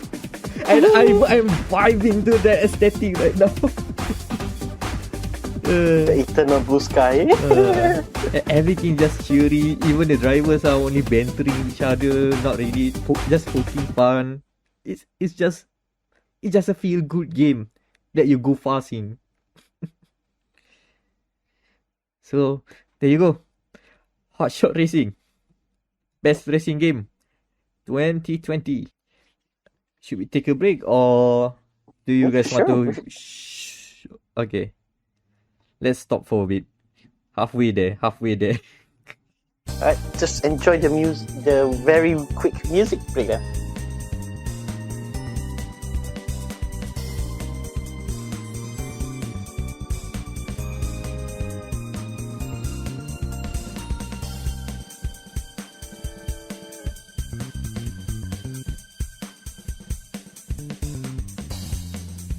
Welcome back, guys. I hope you enjoyed the break because we are halfway through the Gamer Malaya and Gamer Matters Gamer of the Year Awards 2020. Deliberations. Yeah. Oh boy. Hey, yeah. Now it's high stakes, man. Now it's high stakes. Outside of one shit show, all of them are very, coveted awards. So let's see who will win. And let's start with the next award, which is Best Aesthetic. Best game to use a style, a combination of art style and sound design that makes it stand out from the beach of normality. So we used to have an unwritten rule where we prefer indie games. But I think for this year, we are making it an exception. Because there are some good AAA games that has a certain aesthetic going on. So the nominees are Cyberpunk 2077, Ghost of Tsushima, No Straight Roads, The only indie game here.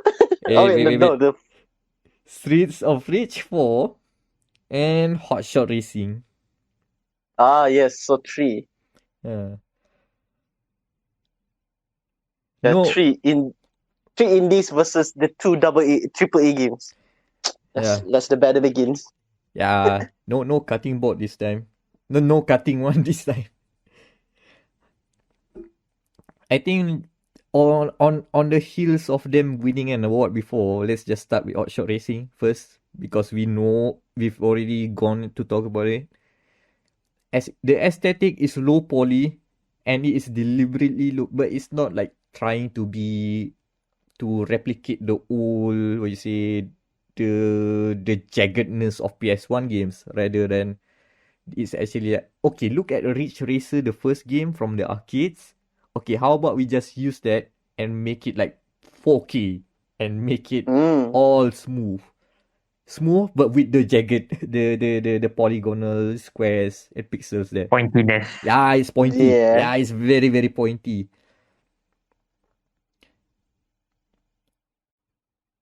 So that is one thing that they have going on.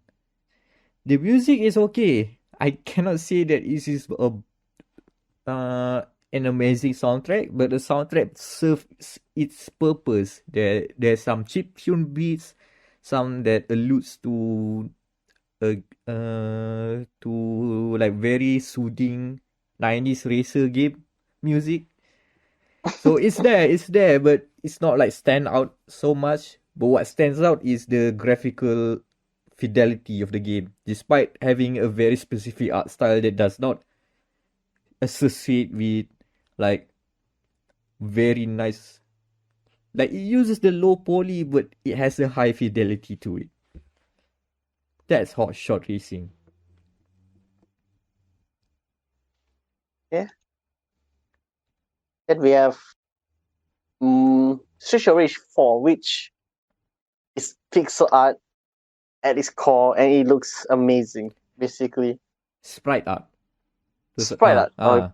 Oh yeah, sprite art. Apologies. Sprite art, because those are basically 2D artwork drawn by hand, and they animate those things. and they look very well animated. Like looking at even just the sprite arts of the characters is just amazingly well done. And the whole how do you put the art style? It's kind of like a comic book vibe to it, but not necessarily like too comic book ish. It has like outlines basically, and the colors they use are kind of popping out. They really like to use quite the nice colors to make the scenes stand out. But my favorite bit of Streets of Rage 4 is more on the soundtrack. So far, outside of one other game, it has the best elevator music. As in, there's an elevator section where it goes up and enemies come to beat you up. And the song, I think, is called Rising Up. It is such an amazing song. It is one of the best songs from the soundtrack.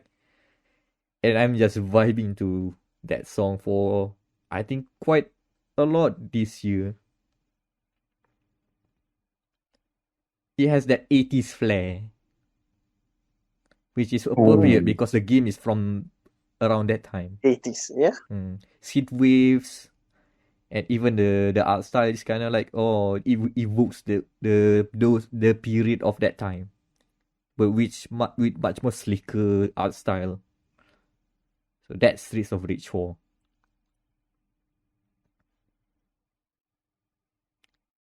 From Next on the list, we have our own local homeboys and homegirls product, No Straight Roads. No Straight Roads? No, that's not this the game song. Is awesome. No, that's not the song. No Straight Roads.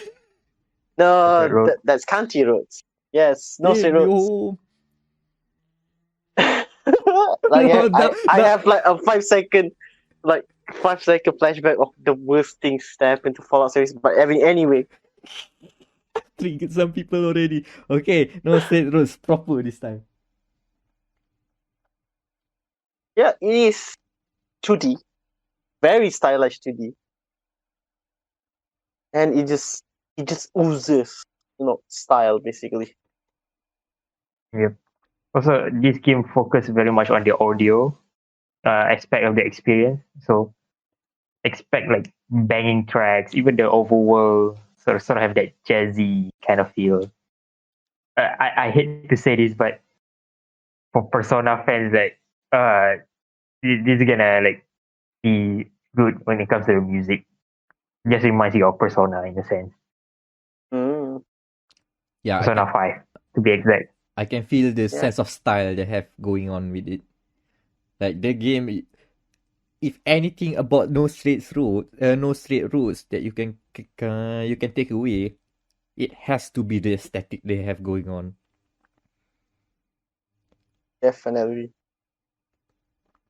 Like most of it can be your wallpaper, because that's how good, like the boss fights, like the early boss fights with like the DJ with the DJ Supernova is like literally you can just make this into a poster. That's how good it is. Of course, there is the nationalistic bias there because look at the culture they've just speak into. Look at DK West. Oh. DK West. DK West. Oh my god. Like some of the bars in the rap uses aduhai to rhyme with to rhyme. Which is a very specific reference that I don't think the rest of the world will appreciate, but that's culture, man. That's our culture. So, but I mean, to be honest, they maybe a bit too try hard on putting Malaysian flair. I mean, I like it, but at the same time, maybe that's a bit too much. One has me. Maybe pull back a bit. DKOS is fine, but the others I'm like, I don't know. Not sure about that. Still a good game though. I like the Malaysian flair. But I don't think. But if they mark. But for me, I don't think that the That's right. Malaysian Sure. flair is the mainstay of what makes No Straight Roads aesthetic pop. It's just there I don't know. for us, for just to see, and most of the people will just fly over their head. But that's the testament to the art team and the sound team, because they make a game not for just Malaysians. This is for everybody out here in the world. It just looks nice. The soundtrack is catchy and work with the theme they're going on. I mean, the whole game is about what? Rebelling against the EDM empire. And Raw. boy, they do deliver the sound and the music to accompany your journey. Yeah. So now to the big boys, the two big boys of the industry. This one, just my goodness, the aesthetic itself is basically feudal Japan, and they have nailed it perfectly. It is the ghost of Tsushima. It's the way that The they Shimano Kurodo. Shimono Kurodo. The Japanese title, by the way. Yep. The way it unravels, of course, the main inspiration is of course the Kurosawa film, the Japanese flicks that capture the medieval Japan, feudal Japan era, right?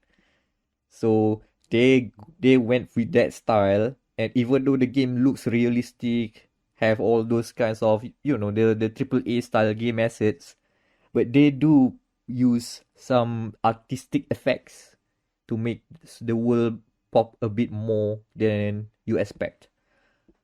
Like one of the hubs that you go through in the first part of the game is basically like a temple. There's a temple with all the people hanging about doing the stuff, right? I think it's called the Golden Temple, and all of the temple itself is surrounded by big trees, and all of them have golden leaves, and the golden leaves falls down, and then when the wind blows, you can see the leaves flows with the wind as well. It is exaggerated, but the right kind of exaggeration that I wanted from a Japanese game. A game set in this timeline. Yeah.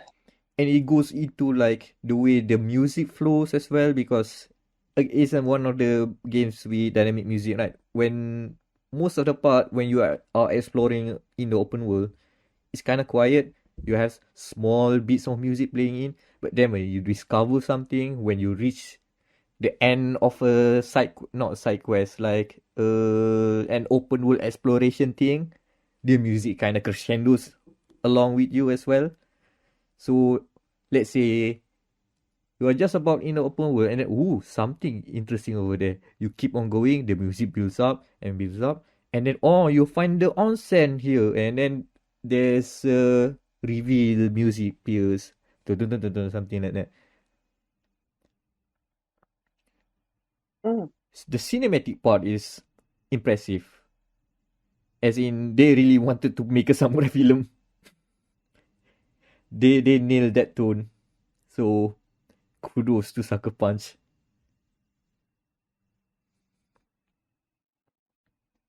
Yeah, it's interesting. And lastly, the most controversial title within this aesthetics category is Cyberpunk 2077. 2076. 2076, yes. So Yeah, I mean, okay. I mean, I'm probably one of the biggest proponent of cyberpunk aesthetic here. So, my opinion, they pretty much nail. I mean, this is the OG cyberpunk coining of the term cyberpunk itself from Mike Pondsmith. Yeah, sort of the OG, I guess. Mm-hmm. Yeah, and when you play the game, like you can see it just oozes all of the typical cyberpunk themes, all the mega corpo, and then the Japanese flair, then the futuristic, the cyberware. It just nails everything when it comes to cyberpunk aesthetics. When you in Night City, you just knew, oh, damn, it's real life. Of course, this is somewhat shallow when it comes to gameplay, but because the aesthetics, they nailed it. Both the art style, both sound design, that you can't fault it. For when it comes to these two aspects, they nailed the cyberpunk genre. Yeah, I think I already mentioned about the music, but I need to mention it here again. They've nailed the synth wave. Oh What yeah, I wanted, definitely. what I wanted from a cyberpunk game to have like dark and brooding synthwave, and they nailed it. Like every part of the story missions that I've seen, where things get tense, you can hear the booming synthwave just screaming at you, Yeah. like menacingly playing at the back. Go. Yeah, Oh, like It's like a joke. and then when the boss combat battle style.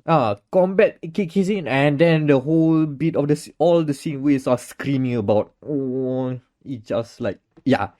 This is my cyberpunk fantasy. This is what I wanted. And the interesting part about cyberpunk is that they remember the punk in cyberpunk. There's rock music, Yeah, which is like in the general terms of cyberpunk aesthetic hasn't really caught on, but in the tabletop version of cyberpunk, this is something that is still being carried on, and yeah, you still get that rebellious punk music in there. Sure, we didn't get Keanu Reeves singing it because oh boy, I do not want to hear Keanu Reeves singing it. But I do appreciate the original music being done there for the punk rock. yeah. Hmm. Like for me, like they have sometimes when it works, the weather changes into this sort of sandstorm, and then it just like turns into basically either there's two modes there for the weather. Basically, do you want it Blade Runner 1 or you want Blade Runner 2? And boy, like they really encapsulate like during the rain, like the puddles will be like Oh forming, and then you man, can see like they're using the ray the tracing, rain. the rain, yeah, like Oh using man, yeah. like it just oozes the aesthetic of the genre that first begin thanks to the popularity of this one movie called Blade Runner. Blade Runner, yeah. And during rain times, like even though I don't use ray tracing, this is the standard screen spray reflection. Yeah, The the shadow, the reflection during, I'm like, holy shit! I cannot believe it's Blade Runner. yeah, that's why. Damn. Like yeah, in the rare occurrence of a sandstorms, it encapsulates the second Blade Runner perfectly well. It's the Also goes in the orange shell. hue, yeah, and goes in the shell. Yeah. So like controversy aside, this is amazing an aesthetic game. Yeah. Anything about Cyberpunk that you can take away? The art and audio team did nothing wrong. they did They did they nothing were wrong. yeah they did nothing wrong. The artist did nothing wrong. Mm. Everything just perfectly fit. Yeah, I wish they're gonna have something like a Ghost in the Shell DLC or something. Oh man, Oh yeah, I want that as well. If they fix the game first. Fix the game first. of course, We can agree PC on that. game first. Okay, so then what's the best aesthetic so far? What what what are your picks? Because I think So, it's almost obvious, but I don't want to cast my vote just yet. yeah, Hmm. yeah. I already know what my choices is. I am a dumbass diehard I will sit down watch the 3-hour director's cut of the original Blade Runner. So yeah, Cyberpunk. Yeah, yeah. For me, I'm a big proponent of the cyberpunk aesthetics, and yeah, I mean the game has its faults, but the artist did no wrong. Justice to CD Projekt Red artists, environment artists, and all the music artists. This is for you, cyberpunk, best aesthetic. Man, honestly, my vote didn't count, and it was not for Cyberpunk. I think the one that stands out is, you know what? I cannot decide, and let's just leave it there. Cyberpunk 27 best aesthetic for 2020. Ooh, I mean, congrats. appropriately enough for a depressing year, that a depressing kind of aesthetic is the winner. It's the winner. Mm. Like if you're listening to this, the devs of CD Projekt Red, yeah, you guys are not in the fault. It's your management, your shoddy Polish management. The love and care is there. Yeah. It's just that it can be so much more. Then you have a great platform when it comes to the art style and what they can do with it. It's just not there. The gameplay, it's just not there.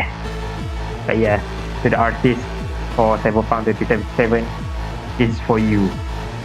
You guys are winners. Ask for that bonus, and let's move on to the if you are coming here, prepare for spoilers because we are going for the David Cage Award for best story. The narrative that captures our hearts and minds delivered in video game form. Oh boy, if you are listening to this part of the podcast, prepare for spoilers for the following: Yakuza Like a Dragon, Final Fantasy VII Remake, Frog Fractions Game for the Decade Edition, Crusader Kings 3. Oh, well, no spoilers for this one, I guess. Watch Dogs I Legion. mean, this is the more gameplay. Spider-Man Miles Morales, and Cyberpunk 2077. Yeah. Ooh, oh yeah, and this one we gonna do some cutting. Okay. In fact. Ooh, this one's tough because like since we are now spoiler free, basically we can just literally talk about spoiler. Oh, we can talk about spoilers. It's a matter of how considerate you are with spoiling the stuff, or how much of an argument you can make using the spoilers. I mean, some would. If I were you, if you were me, oh my god. Which of these games would you cut? Oh man. You know what? I don't think Crusader Kings 3 can hold too much because it is totally player driven. True. But let me just make an argument why I put Crusader Kings 3 of all things here. And it's still based on the crux of spreadsheet generators can make interesting stories where most of our own imagination, the player's imagination, will fill the hole. Okay, let's just say you create your own playthrough of trying to form the Kingdom of Ireland, when in the era where Vikings will come from year to year to say hello and pillage and then run away again. And then you can form your own storylines from there, how you create your character, how your character responds to the environment, responds to other characters. Oh, you meet another duke who is also an asshole who wants to fight for your wife. Things like that. Things that can happen because of gameplay systems. Which if you are not a gameplay driven player, Crusader Kings 3 and most of the games of its ilk will be dry. But it's the fun of just imagining more than what is being written on paper, or rather being shown on display, is what makes games like Crusader Kings 3 fun from a storytelling point of view. Like the point that I can make we have talked about this game for a number of episodes before, where it's just me drooling about all the things that I did, and it's kind of a water cooler moment, and it's just driven by data essentially, and that's what I feel like more games should embrace this kind of systems, this kinds of storytelling methods, where it's not just about, oh, we have a bunch of writers coming in making the story. Even though that's okay, I think it's not a terrible thing to do. But relying on that means that you need to have good writers. David Cage. David Cage. What if David self-stroking Cage. What if Heavy Rain is totally system driven? And then whatever happened to your choices is just left to your imagination to fill it out. I think it'd be much more harrowing slash funny if you do it that way. But hey, that's their decision. I will respect that, even though I don't feel like they make good stories. So that's Crusader Kings 3. Why I put it here. Maybe it will not fly too long. And also, it's Isu's relationship can still be funny. I don't know why. It's horrifying, but hey, that is medieval times, man. Times were rough. Actual medieval times, not the medieval times eatery at America. Oh, no, not that restaurant. Which is a very weird concept, by the way. I have no idea how they think of that. How are they even surviving in the year 2020? Okay. So you would cut that. I would go for Miles Morales, because as much as I like the story, because it is just a twist of the original story by Stan Lee, basically, but I don't know, like, it doesn't click to me that much than the likes of the games that we have on the list, like Watch Dogs or Yakuza 7. Because in the end, it is a teaser for Spider-Man 2. So the word is though there are some good twists, like the appearance of, since we're going spoilers, and the appearance of Doc Ock into the storyline, basically, and the teaser of a multiverse as well. But we didn't hear it from me. So yeah, Miles Morales received the cut. Okay, how about we just cut? Fair enough. Yeah. Because it's okay. There's another spreadsheet generator game that can carry the torch of Crusader Kings 3 here. Yeah. True. And give a cyberpunk story. Just give a cyber. Oh my god, yes. The battle of the ages. So, mana? Top to bottom? Start with bottom. Oh, bottoms. The new one. The one that I have a lot to say. Okay. Yeah, same as well. Okay, just let me walk away for a bit. You guys Okay, continue. bye, Mac. Yeah, I haven't finished yet, so we just discuss until before Act 3 lah. If we want to. Okay, so I have some complaints about the prologue, basically. Like, the prologue, because we can criticize as well. So Cyberpunk's prologue is where you, after you pick your classes, you're starting up Left path. from Corpo, Street Rats, and Nomad. No, Street Kid. Street Kid. Between all three, Nomad is the best one because they actually let you play the game. Basically, the whole chapter of Nomad is actually playable from start to finish when you enter Night City. And if I were you, if you were listening to this in the future and you want to play Cyberpunk now that is fixed, go start with Nomad, because that is by far the better way. And I think it makes sense a bit. What about you Yeah. guys? Yeah. Because the corpo one is Uh, terrible. The corpo yeah. intro is The terrible. corpo is you literally okay. You start from an office and then see your boss and then go meet Jackie in the bar and then okay, you're done. The Arasaka employees come, you're terminated. What the hell? Okay, fine. Okay, where we go from here? What we gonna do, Jackie? And then they literally put you through a fast forward scene. You have no control. I'm like, okay, 6 months later, what? What the hell is this? Just get cut off. Like Yeah. there's no progression. Yeah. It's To literally okay. iterate. You're corporate man. That's it.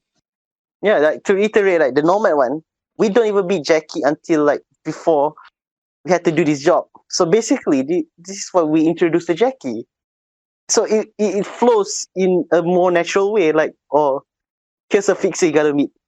So you meet Jackie for the first time, and then at the end, before we go for the 6 month skip, or this, it finish it in a good way as well, like in a natural way. This will be a good start of a natural friendship, whatever. So I think we can see where they start to cut corners basically. Yeah. Yeah, they don't have enough time to flesh out the stories, especially when it comes to life path. It's sort of meaningless in a sense. Meaningless. Kind of fall flat. We expect a good story, just fall flat. Disappointing. But the side stories are pretty amazing. Oh yeah, the side definitely. mission, like, oh man, premium care. Yeah, definitely. Damn. Which one is your Especially favorite? the waifu. The waifu The story. wife request. Panem, okay, Panem or Judy? Panem. But wait. Judy is a good friend though. I mean, like Judy is so awesome. Like Panem is a good like a waifu girlfriend candidate, but Judy is just prime good buddies material. I just want to sit down and have a drink with her. Just chill. Yeah, like the side quests are really good. Yeah, like just one side quest. I think, have you done Cinnamon? There's one side quest. Oh man, dude, Joshua. Oh man. So like that is probably the most impactful side story I experienced so far. Dude, that one hits hard. It asks the question. That one. Yeah, that type of story, like that is. So another one that another team CD Projekt Red that is doing anything wrong is the writing team, because they did what they had to do in the span of what they re-announced it in 2017, so they took 3 years. They had to write this. Yeah. So like I mean, pre-production did start and full production until 2017. Yeah, so 3 years. Yeah, so 3 years. So like the side quests are just amazing, basically. Like the Blade Runner reference in the detective punya tu, the reverse, that's also pretty good. Yep. Like we can literally talk on and on, but we have a watch show to do. But yeah. The side story is a gem. Like not including the reference. Oh man, the external reference is so good. Yeah. Portal reference, the office reference. What else? Yeah. So good. Okay. Yeah. But yeah, so, if we evaluate on a main story basis, it's kind of fall flat. Yeah. Yeah. Pretty sad. Moving on. So Mac, you're coming back now into our room. Yeah. Back.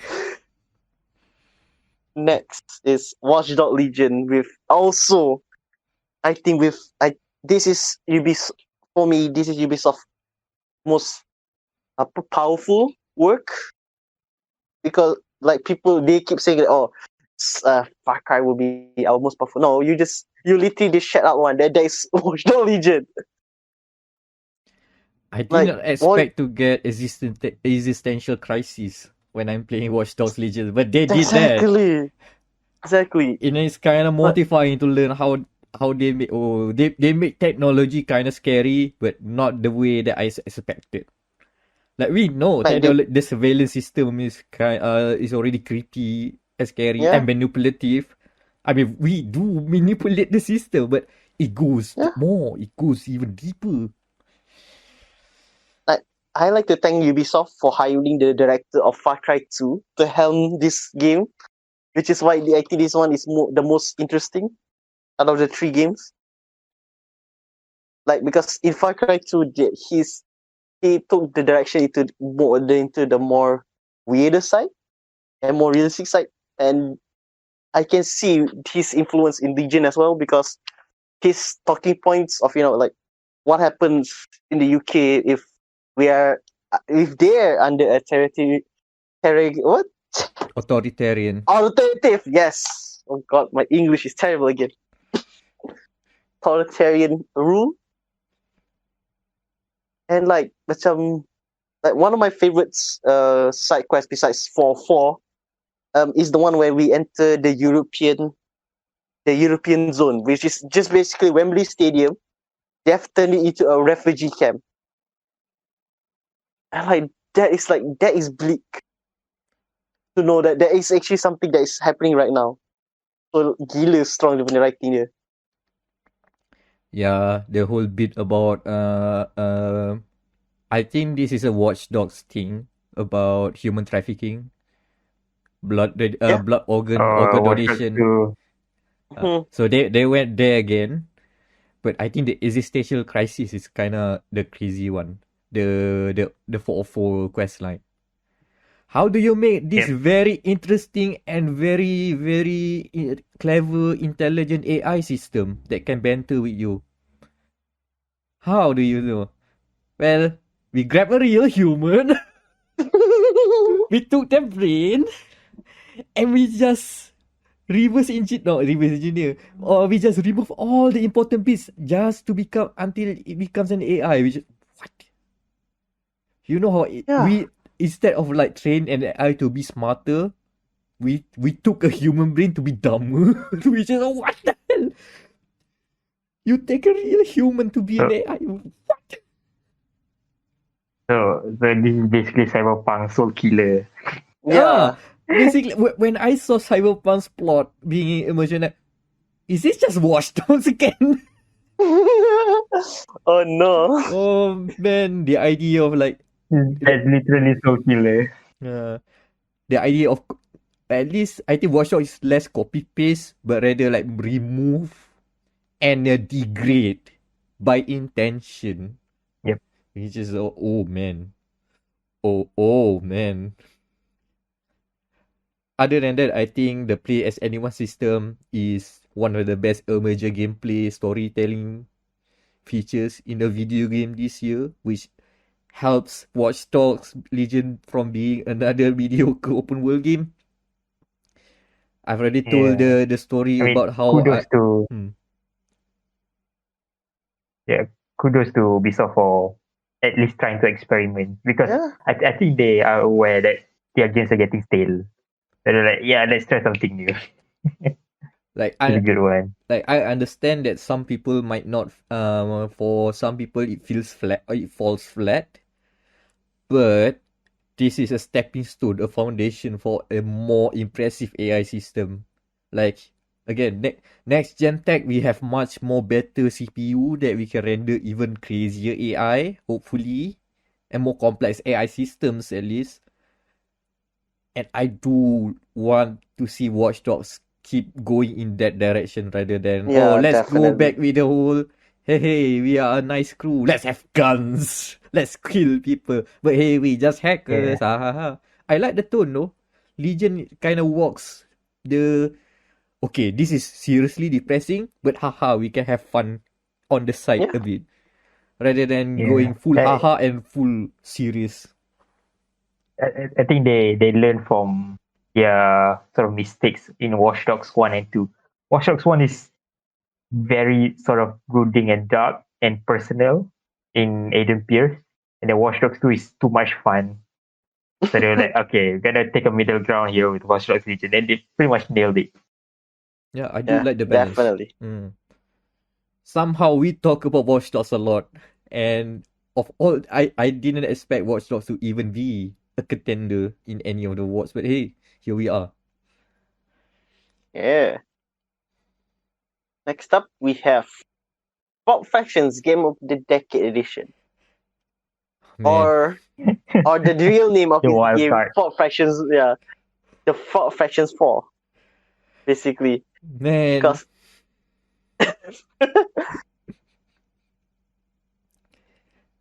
oh my god.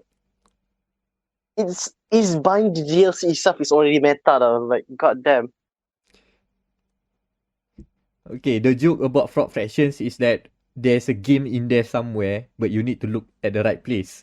For Frog Fractions Game of the Decade Edition, i.e. Frog Fractions 4, the joke is to get there, you have to pay as a DLC, as an iconic hat DLC. It is designed to be like, oh, this is a pervasive, stupid to make fun, to lampoon the Ubisoft DLC thing. But there's actually content with the hat. You have that one iconic hat, and then it goes into a JRPG. It goes into a Dig Dug game. It goes into the family of Frog, of Hop the Frog. It is. It takes while. It goes wild, but it also didn't go too wild, because I think the main complaint from Frog Fractions 3 is that even though there are like many games within games, but it's kind of cumbersome and the jokes don't land as hard. This Yeah. time, they bring in the narrative aspect back. They bring Hop back into the picture. Like now you see how the fame of being the star of Frog Fractions take a toll into our little frog, and how his family is disrupted. I forgot. Did his wife become his wife was a cat, right? A cat explorer. Yeah. And then become a Yeah. demon lord or something. Yeah. And they had a doctor, and then there was a secret service. Like goddamn, the lore of this game that started out as a flash game is amazing and ridiculous. And there's actually good. There's a good. The story points includes the father and daughter relationship. That's also good too. Like honestly, it's done well. Not even not even as a joke, where they learn each other, to understand each other in a very weird and convoluted way by a game of Dig Dug. It's wild, man. And it captures the spirit of Frog Fractions perfectly this time around. Not like Frog Fractions 3. Factions 2 was just an ARG. There was 2. That was 2. Oh my god. 2 is an RNG that leads you to Frog Fractions 3. Amazing. Somehow they continue the Hop story, like the Hop cinematic universe. My god. Yeah, so into the big guns, there is again Final Fantasy VII Remake. This one, the storyline is the same, and then I will put an asterisk on the right there. Mm-hmm. Like the reimagine. It is a reimagine, because at the end of the game, spoilers for Final Fantasy VII if you haven't played it, Cloud, this is actually an alternate timeline Cloud. So because Zack, one of Cloud's friend in the war. Mm-hmm. Mm-hmm. Did we lost Daniel? Did I lost you guys? No, you did lost me. We lost Daniel. Oh, okay. Yeah, Daniel, we don't hear you, Daniel. Now, let me back up. Yeah, the wild part is that even in the early game, you start to feel that some hints about, hey, this is not in the original game. Why are these weird like hooded figures that are flying around about here? And it kind of keeps on coming in and out until the very end where it starts to make sense that, they knock the fourth wall a bit and say, you remember Where have I died? yes, you died. Yes, Where have I died? Because I was you talking died. myself. Where did I Gongaga. die? At Zack died with Zack And didn't then die, I but died. you died. There. See? Okay. There's Nomura trying to kill me there. Okay, back to Zack. What happened? Yeah, Zack didn't die. That is the most jarring out because in this one Zack dies at the end, and before you switch to the big open world in these two. So the big reveal for this one is that he didn't die, which sets up into this ultimate timeline thing. Yeah, and they kind of hinted all the way from the start, even like the fact that Cloud and Aerith didn't meet before. Like they kind of like, I think in the remake they kind of like do different paths, and then something like the time ghost, like The time goes. the hooded time ghost come in and merge them together, like bring them together, and then the timeline is right, gone, disappear. There's also the one edition in remake is like one side story, that not side story, rather one branching narrative that we didn't see in the original game, where you go hang out with Biggs and Wedge and Jesse, which you didn't do in the original.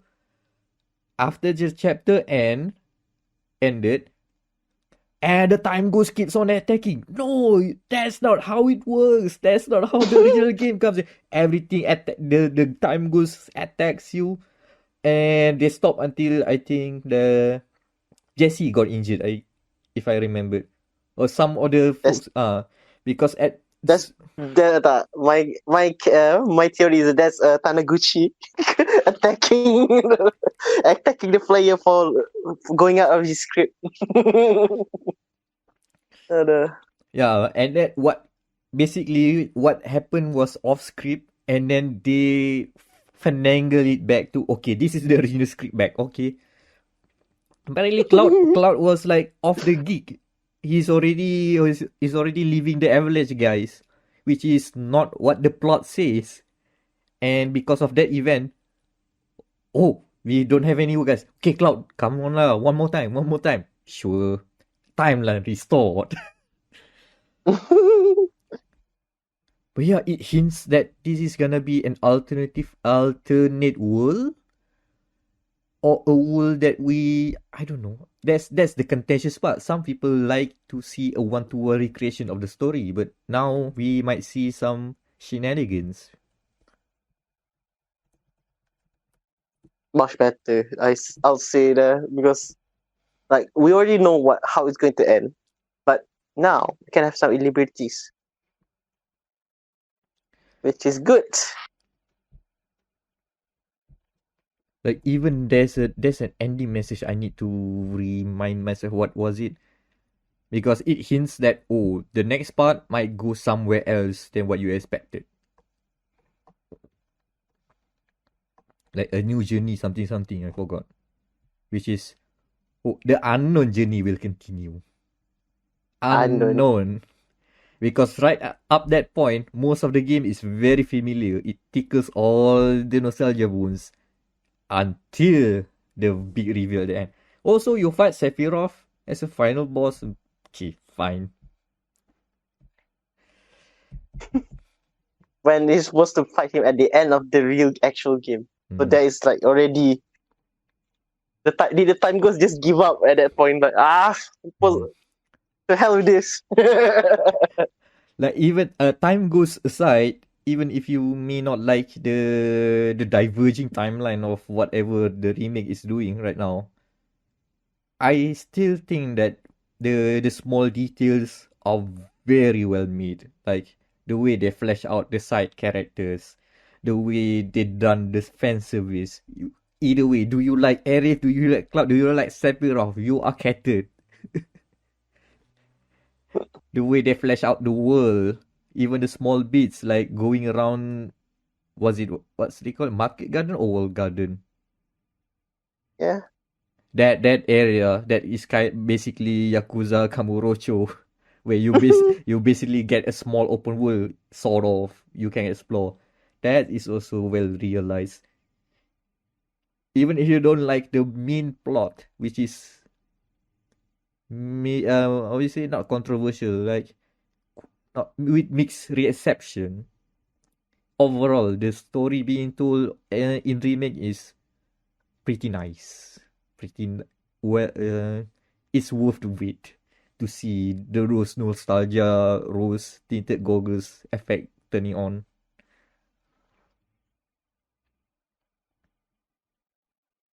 So now we go into our final game, Yakuza Like a Dragon. And from what I've read, because I haven't played it, but from what I read from articles, like this is the middle-aged man simulator. Still a serious crime drama though. Middle-aged fantasy. Despite all odds, it's still a serious crime drama. Okay, I think we've already mentioned before, Yakuza's main theme is how they managed to merge the whiplash of tones. They managed to merge the serious beats and the wacky beats into one coherent experience where both are required, both are complementary. And I think Yakuza Like a Dragon story is so, it encapsulates the theme so much than ever before. The subtitle in the Japanese name is like Whereabouts of Light and Dark, which is like there are a lot of elements about what is black and what is white, and what's in between, and what is in between, which is what matters the most, the gray area. And there's a scene like early, I think in chapter 3 or something like that, Kasuga was down in the dumps. Like literally, he was in the dumpster and he was down by a gunshot. Like literally. A double. And what happened after he recovered and realized that the world after he got out of prison is the world that he is not familiar with. Everything what he believed in is kind of turned upside down. So he's basically just an ordinary ex-Yakuza man. Homeless. He gangs up with a homeless guy, Number, and they went off like searching for jobs. Like literally going from job to job. And one of the jobs is that they went to this restaurant in the morning. They've met like some good old makcik over there. They say, hey, come here. I have a job for you. You need to clean the restaurant. You'll see what you see there later. Okay, go to the restaurant. And when you went there, girls come out of the restaurant. Okay, they're off. They are enjoying their off time. Okay, where's the restaurant? There's not a restaurant. Go upstairs. Oh boy, you've been duped. You have to clean very used tissue papers and moist beds. Oh man, Soapland. Oh, it's not even Soapland. Soapland, oh my god. No, it's not Soapland, but it will lead to a Soapland. But this is much more like a dingy brothel or something like that, where it looks like a restaurant downstairs, but actually upstairs is where the business is actually in. And you literally see and you literally see them being grossed by picking up the tissues. Like, oh, this is played as a joke. Like, aha, quite a reveal. And then the serious bit cuts in. You see protesters marching down in front of the shops. This is Bleach Japan, a NGO that is they are fighting for bringing down all of the gray areas to make sure all the kind of shady businesses in Japan to be removed. So they are very, let's say, they have a very ulterior motive. Not ulterior, super. What's the word there? They have one thing that they want to do. And at that time, they make a hustle. They kind of make noise in front of the house. Kasuga just went out and say and basically questions all of their ideals right in front. Why are you trying to remove all the gray areas? Because if these folks are off, like let's say the girls there that work at that restaurant, quote unquote, are not there because they want to be restaurant workers. They are non-documented immigrants. They can't find jobs. The fact that Kasuga and Namba were going from job to job, not through a job center, because when they went to the job center, their application got rejected because in Japan, apparently, you need a house address. So if you are homeless, yeah. you're screwed. Yep. You need a house address. Because if not, you cannot get a job. And now you get to see, these shady places are not really that bad at all. Now they are talking about that the shady stuff is actually the safety net to help people who are down in the dumps, who have nowhere else to go, and actually salvage themselves, have some sort of protection, have a roof under their head. And now oh boy, now we are talking about gray area. Now you are empathizing on the shady stuff that you would say, this is totally illegal. No, there's a reason why these things happen, because the system is not working. There's a lot of those kind of commentary, like how again the homeless people are being presented, how people go into the yakuza. It's not necessarily bad people because they have screw up homes, being brought up in very bad places. Like Kasuga is being brought up in a soap land. That's why he become a yakuza. He has nowhere to go. Oh man, he's an orphan. And then he looks up at this one guy, this macho yakuza man, and says, I want to be with that guy. And he joins in. And then you get to see what the system, the established system, like the cops, like the politicians, they are not as white as they seem. Apparently, some of the political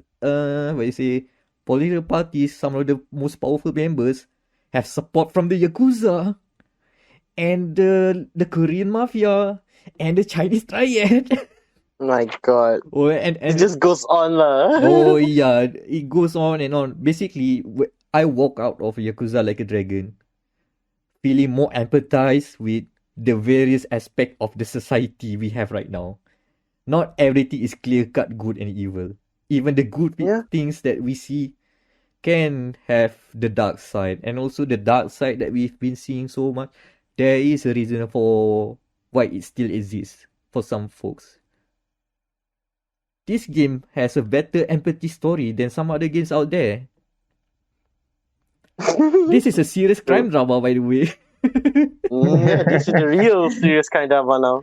Like even by the end of the story, the Kasuga went into he started off with nothing, and he started to find jobs, and then he got into a soapland gig, and then that soapland gig turns south, and now he seeks revenge to find who kills his boss, and then he went into the local yakuza problem, and then he meets the local underground criminals that controls the city, which then leads back to the original story that started early on about how the Tojo clan, what Kasuga was allied to, has gone.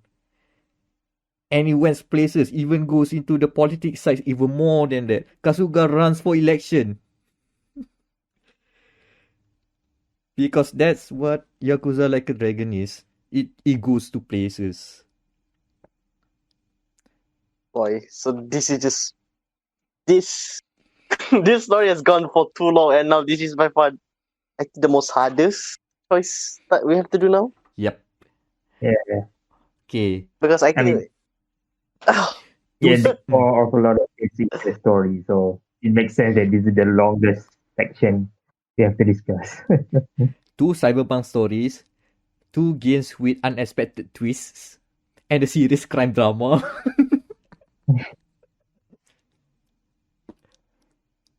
Tough.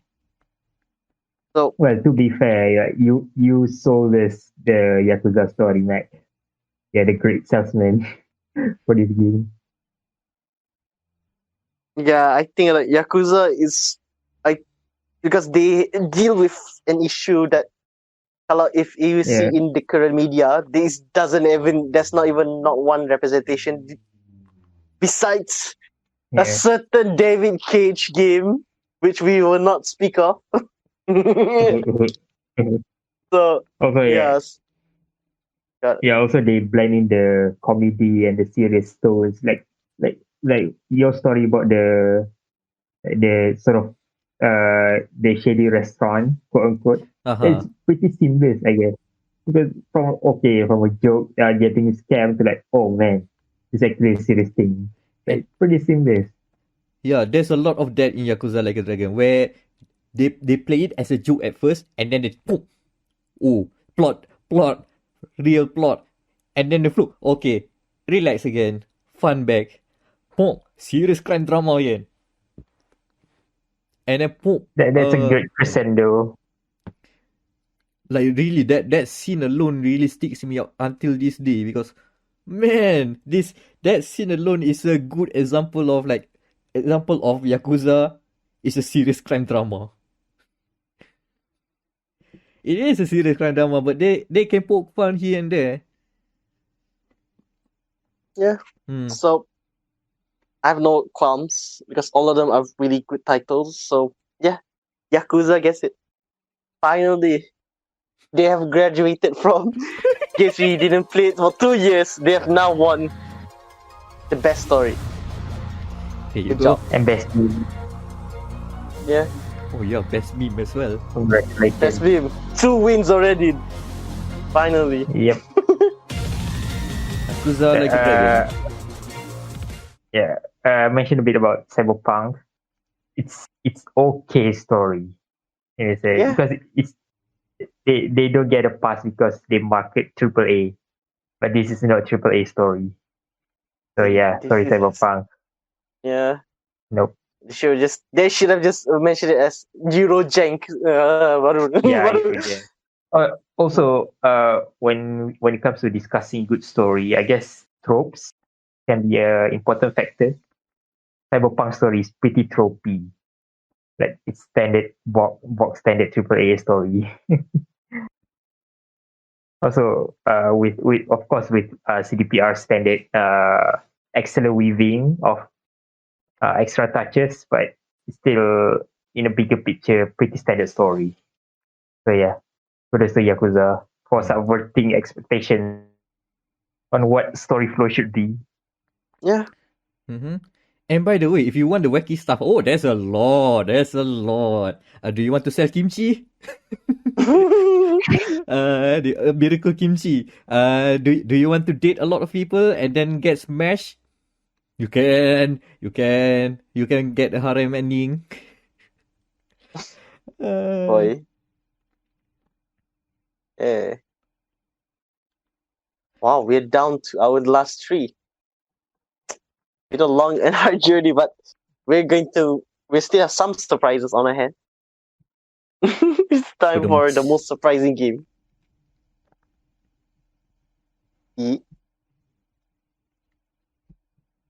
Okay, most surprising game.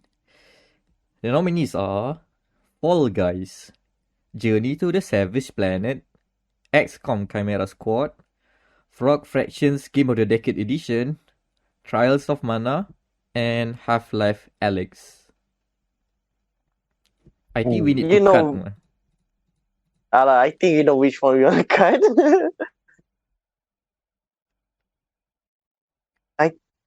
If I were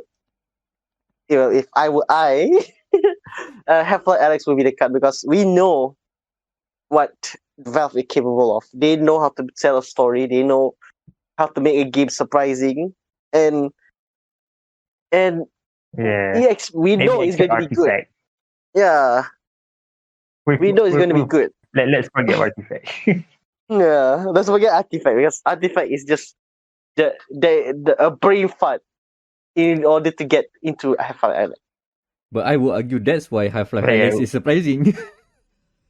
They were so long Yeah. dormant, and the last game they made was a stink show, and then suddenly they came up with a bang. Like I cannot remember why, but I think I feel less about Trial of Mana here. Yeah. I mean, So wanna try some mana? yeah. Drop trials. Alright. Like it's still a good. I think for me the biggest surprise is the baby talk. The Uwu talk. Yeah, It's probably the most surprise. That's all. I think that alone should be the reason why it needs to be removed.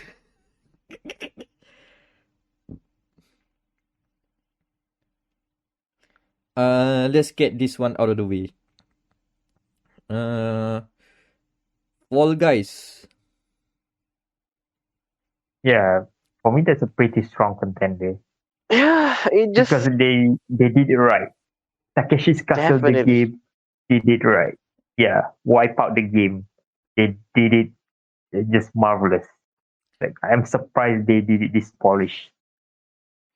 And the part that surprised me the most is that going to the pre-release, I think this game might be dead early because I followed the Twitter account for a long while before it got into cringe territory, and it was a small community. I even entered the Discord channel, and it's a small community, and I was worried about can this game get enough people to actually have a match, like consistent match, because they need 60 players, right, for each match, which, oh boy, for an indie game that might be hard until they announced that it's free on PS Plus.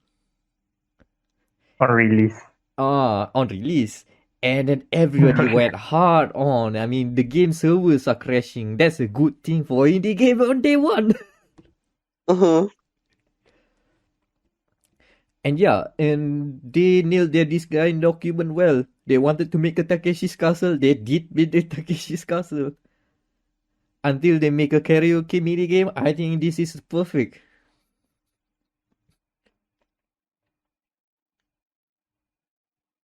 Yeah, definitely.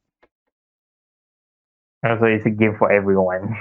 It's a game for everyone. It is that casual. Yeah. Which it was on mobile. I think that it will last a bit longer. The relevancy, tapi it's still on. So it still gets the season 3. So yeah, not bad.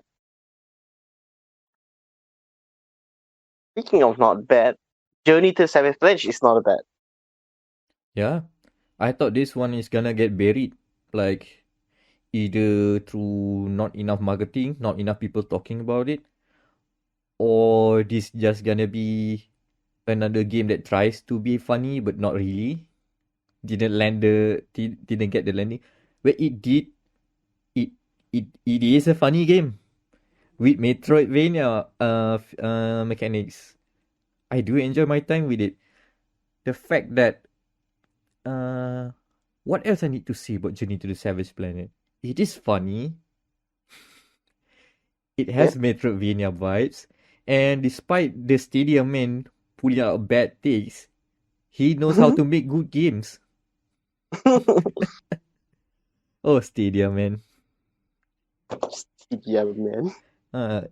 And it's released like in the very sparse time for a video game release in January 2020.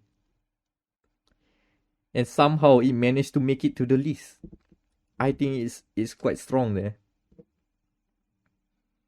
But maybe not with lah. Because Stadium Man.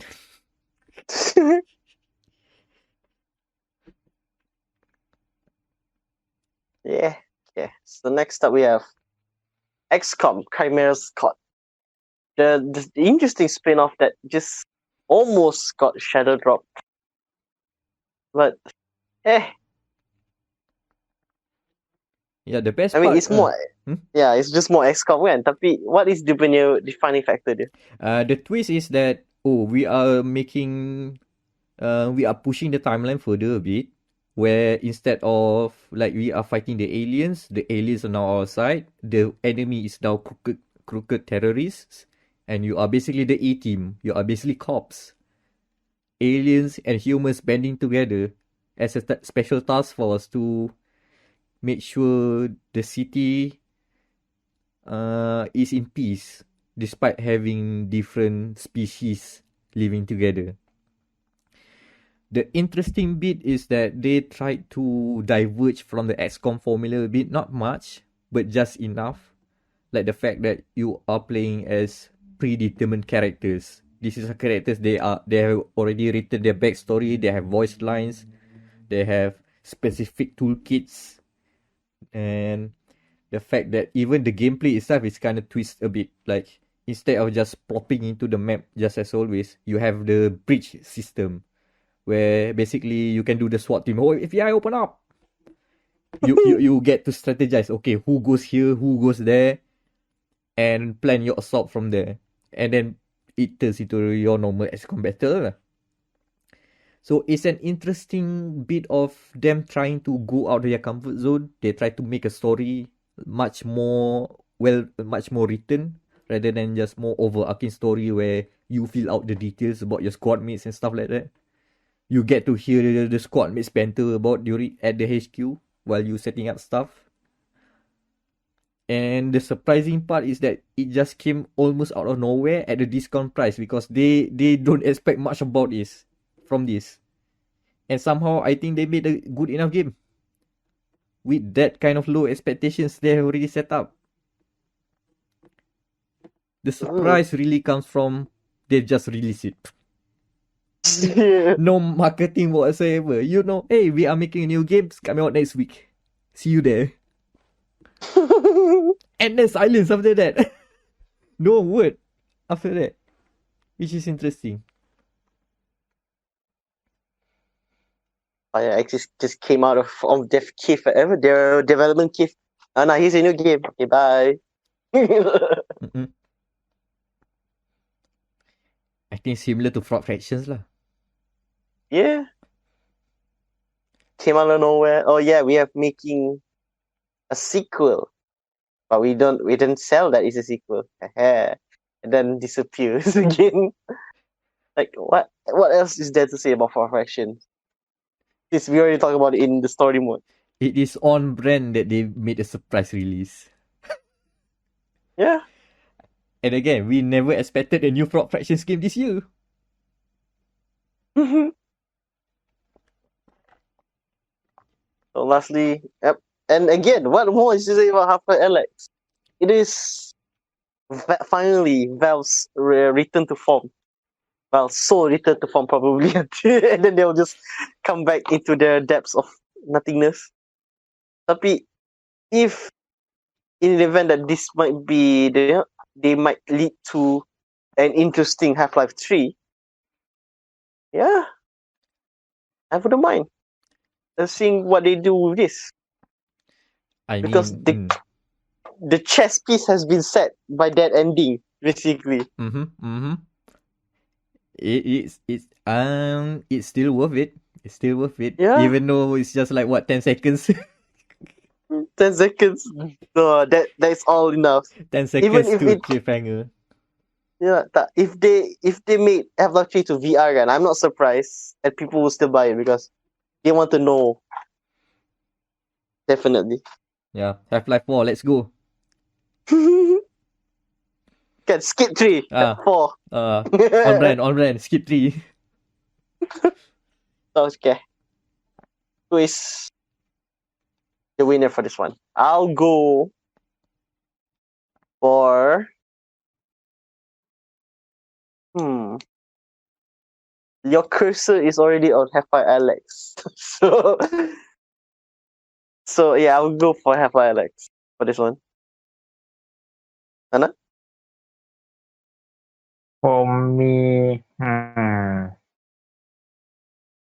my money is on Fall Guys. Ooh, Fall Guys. the ultimate surprise game. Yeah. Because I think I reiterate again. Battle Royale game show. They did it that good. Very much surprised me. They did it right. Everything right. Even the launch is like, oh man, that twist like free on launch. Oh, and then luckily everyone is at home because of the pandemic. Pretty much everyone get it. Guess what? Yeah, that's from me. Guess what? Fall Guys wins. My vote is on Fall Guys. Oh guys, Look, It is the crown. Bestowed to them. yeah, they got the crown. Despite the cringe, Fall Guys is still one of the surprising game of 2020. Like we can put aside that as a game, Fall Guys still is one of the most pleasant surprises of 2020. And it's still going. It's still going. And now it's for my most favorite of categories because it has my name on it. It is the Trashfire Award for most disappointing game. Because why? These games are the objectively worst or ones with so much content potential. It should be in the Trashfire where it belongs, basically. So for we have this category, for this category, I really love it if we play Country Roads in the background, but then we'll get copyright strike. We'll find a non-copyrighted version. We find a cover. We find a cover. That's the perfect song for this category. Oh man, the nominees are Fast and Furious Crossroads, Cooking Mama Cookstar, Warcraft 3 Reforged, Marvel's The Avengers, Mafia 2 Definitive Edition, and Cyberpunk 2077 on consoles. Okay, so which one did you want to kill first? Because this Trashfire cannot hold 6. You know what? If you ask me, Boy. Which one? Which one shall? Oh man, this is hard. This is probably the hardest to kill. The hardest to kill. everyone is on fire, man. Oh man. I guess Mafia 2. Yeah, it was a cash grab. It was it performs well, just some janks, that's all. Yeah, it's just a cash grab. That it was literally sold for free in Malaysia for no reason. Somehow it was free for a limited time because someone did an oopsie on PlayStation Store last year. And we got it, yeah. And there is still no who fit. So yeah, Mafia. Again, another chef from Mafia. Of all the places that Mafia is listed, I didn't expect it only lasted on the best racing game.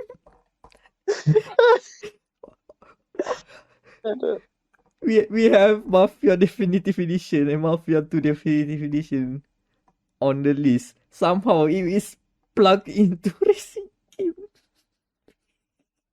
The shock. 2020 is interesting. Oh boy. Yeah, we go for the top.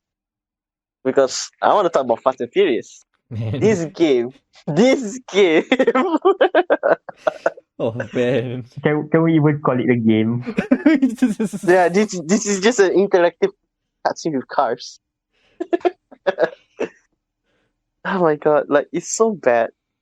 Like I don't know. Does Bandai Namco wants to sell it at cheap so that more people can play it, ataupun they don't want to sell it for cheap so that no one can play it? I don't know, man. I don't think they sell it on cheap. There has even a season pass for this game. It has multiplayer modes, man. Fast and Furious. Crossroads. Like this game, man, for our viewers and listeners, It's so bad that Vin Diesel had to come to the Game Awards this year to announce that he's paying for Arc 2. That's how bad it is. So that in the event that, let's say, he wants to bow out from the industry, he can say that, oh, I was the producer of Arc 2 instead of I was in Fast and Furious Crossroads. I don't know, man. From the janky physics to the weird ass combat mechanics to the very weird story and the delivery of the Hollywood actors kind of phoning it. Even Vin Diesel is phoning it in. He knows his bad, phone it in. Oh my god. To the multiplayer with DLC and nobody actually playing the multiplayer. What else can you say about this Trashfire? Man, Yeah. how did this game the best way to play this game is to watch Angry Joe play this game. Yeah. God damn it. So funny. Watch other people play. Don't play it yourself. Yeah. Because Namco doesn't want it to sell it cheap. Oh boy.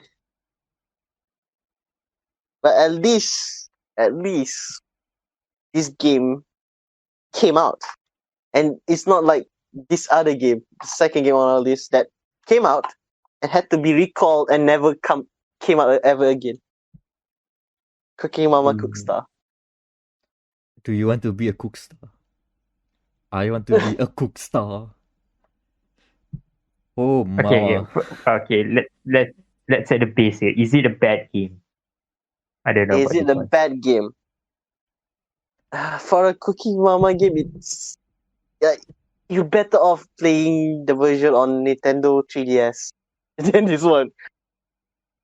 Basically, because IGN says that the controls are just jank for good reason.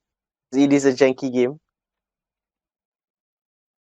And then, the best part, I think the only reason why Cooking Mama got a bad rap for this one is because at one point, people said that it was a Bitcoin miner. Oh, yeah. Reminds me of that. Okay. Okay, this is downright criminal. Now, Downright. and it doesn't end there. It doesn't end there. I think the biggest reason why the game got delisted is the actual publisher doesn't really have the right to Cooking Mama. Publisher gone rogue. How that this game got through?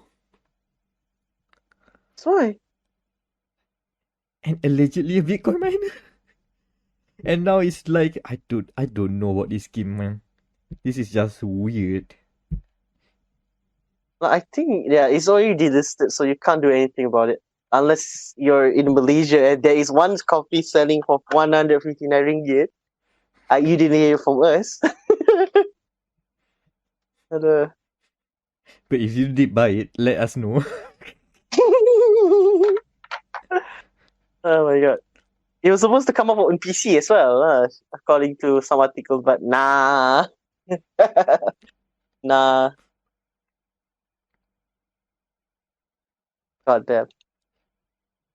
Speaking of another disaster. Downright criminal. Downright criminal, yeah. Warcraft 3. Hey, Reforge. Yeah, Reforge. Oh man. So much controversy. I don't even know where to start. Okay, let's start with the alleged promises about Warcraft 3 Reforged. This game is supposed to be, a remake of Warcraft 3, but they also intend to put in new cutscenes, new animations, new scenes for the main campaign. That didn't happen. And then next is that despite you having owned Warcraft 3 Classic, and you don't intend to buy Warcraft 3 Reforged, Warcraft 3 Reforged have like changes to the balance system, changes to the code, something. And hey, if you own original Warcraft 3, guess what? You're getting that too. No way to opt out. And some of the changes are questionable. Okay, what else? Like a lot of things, like it's now it's almost the end of 2020, and one of the big articles for Warcraft 3 Reforged is all of the promises that they want to fix it. Nah, it still hasn't landed yet. So I think Valve have just given a Valve. It's Blizzard have given up on this game already. Yeah, they already gave up. Because there's the new Shadowlands it's coming. Yeah, it's better. We promise. Yeah, I think Warcraft 3 Reforged is the signal bearer. If it haven't been signaled yet, I think it has been signaled multiple times already that Blizzard is not the Blizzard you remember. Blizzard has gone full corpo. The one of the Activision one of the few Blizzard. company, yeah. The Activision in Blizzard has been activated. Which is weird considering Activision really knows how to make remakes well. That's the last that is the last part of the corpo that still tries to live normally. And you thought it was Blizzard. No, Blizzard is already screwed up. Oh, another corporation just screwed up. Enix. Oh, okay. The Avengers.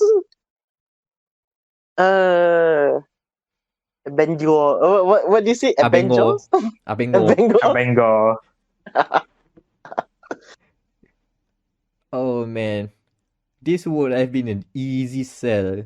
Yet it couldn't be. It couldn't reach that. They spent too much money licensing the Marvel Avengers characters rather than making a good game. And this game is highly marketed, by the way. Well, not here, but apparently in America, they even got ads promoting the updates. Just updates, not even DLC updates. Oh, we have a new update. And there are like also branded skins. Hey, do you want your Captain America to have Verizon wireless colors? Oh my god! Now branded skin. Now you feel the weirdness of Marvel's Avengers. If it was just a single player campaign, it would have been another one of those Square Enix Europe work. Where it's kinda there, it's kinda okay, some people will like it, but most of us will move on.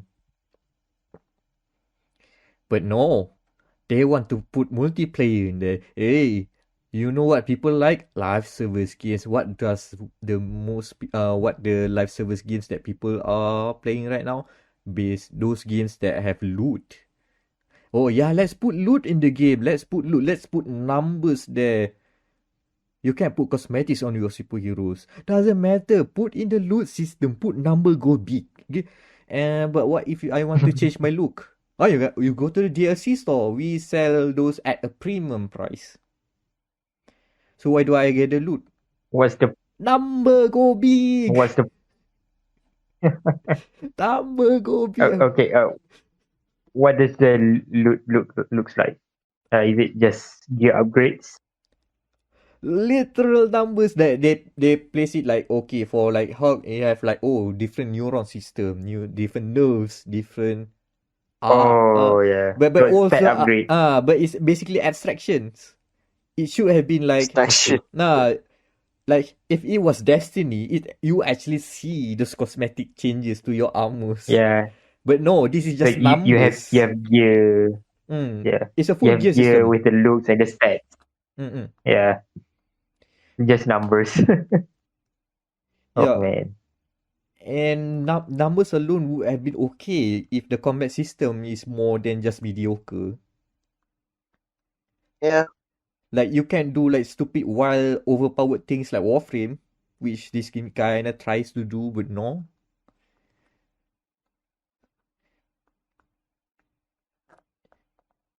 And it is mediocre across the board.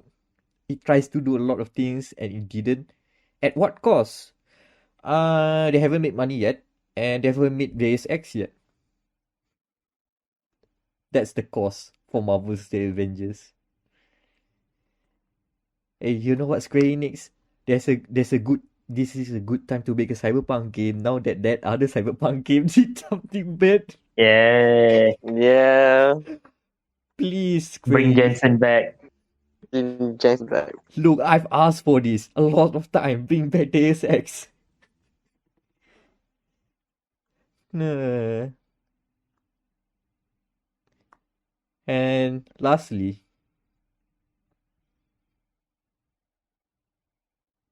Oh man, this is tough. The big one. Okay, this is the true criminal. The true criminal, eh? the most current kopo of them all right now. The biggest one. Cyberpunk console edition. Console edition. What went wrong? Well, that's the question. What went wrong? Everything. Everything. Everything went wrong. Oh man. I mean, with the way they pretty much deceive the gamers alongside their investors, this can be you can And even classify the like console makers Yeah. themselves juga. okay, yeah, you know who they fool. Who? Themselves, Sony, Microsoft, the whole PC community, the PlayStation community, the Xbox community, whereas the A slam investors, dunk. Yeah. everyone, the Grand Slam, The grand slam of everyone. kills. Amazing. Oh man, with the console edition, yeah, I mean you can classify as like a fraud too, a financial fraud, defrauding investors' expectation. Oh man, I wonder how many losses they will get.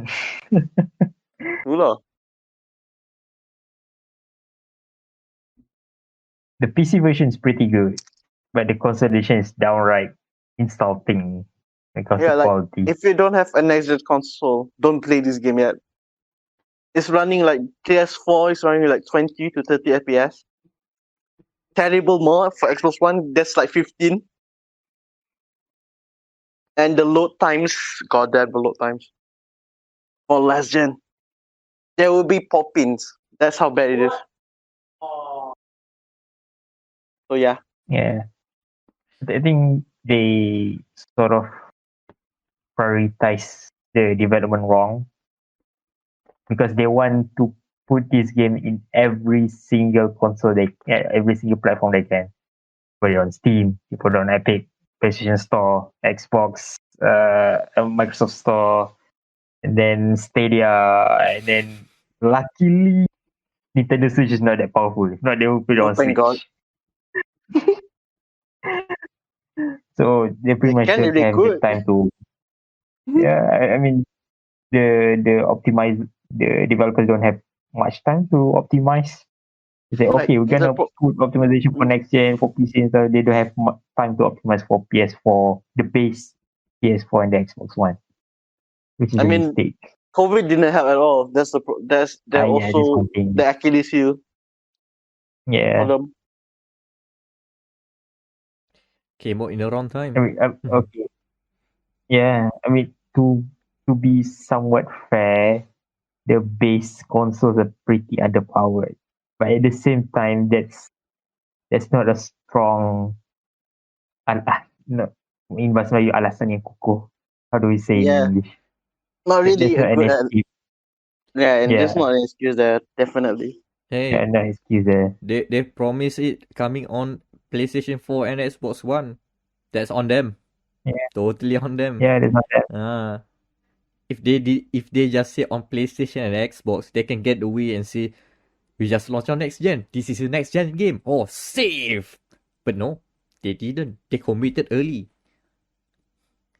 And that is one of the first mistakes of many. They underestimated the time to actually bring the whole game together to optimize They over and under deliver. Mhm. It doesn't help that the marketing spiel is so strong. If this was just marketed as a double A Eurojank game, it would have fly under the radar. It would have been caught on the radar as loud as this. Not national TV kind of loud. TV is even on our TVs, on 8TV, for God's sake. That's how big it is. I'm reading Cyberpunk news on general news sites, like not like normal news reports, not from like our media outlets, like enthusiast gaming outlets. No, general ones. On the Star. Yeah, like the Star. Basically. Yeah, the Star. Yeah, Fallout 76 didn't fall this far. Yeah. As Trashfire's Fallout 76 is, it doesn't fall this far down. Oh man. So, which trash do we like more? Which trash burns the brightest?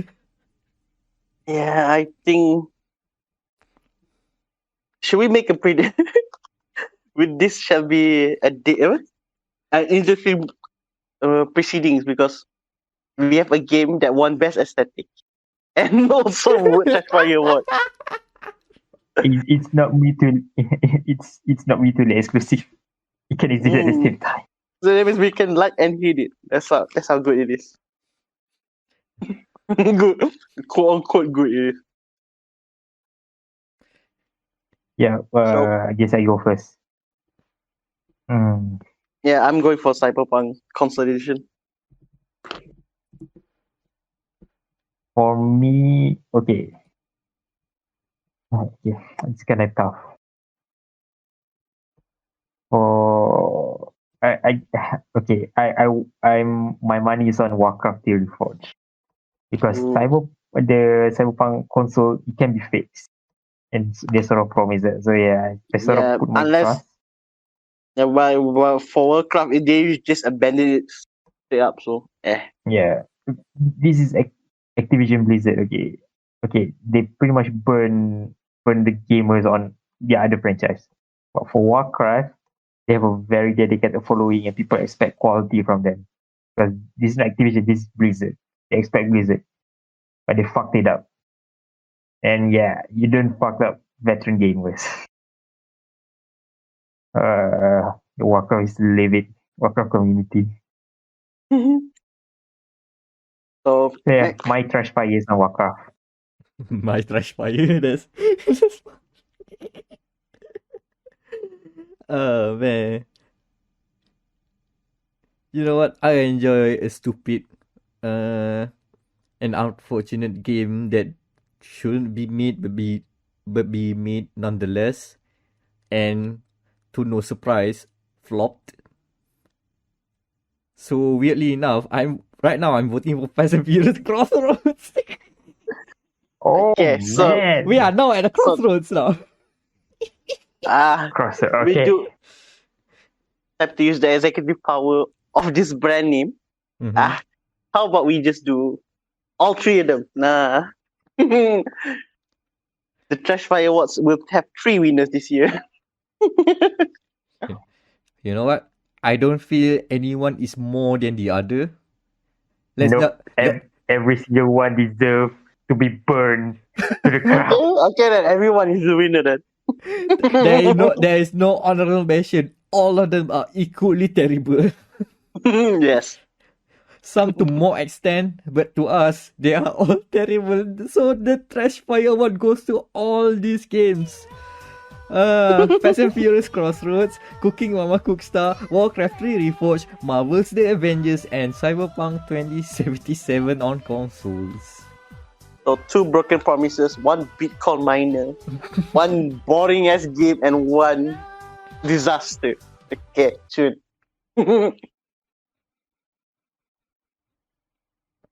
No one's a winner here. No one's a winner Nobody's a here, winner. technically. You know what?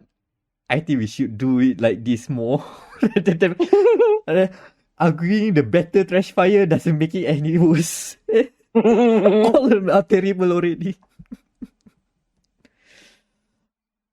Hey, let's flip that upside down. We at the end, the big one, the last award of the year. The Gamer Malaya and Gamer Matters top 10 games of 2020. A game we collectively believe to be the best released this year in ascending order. Right. Oh boy.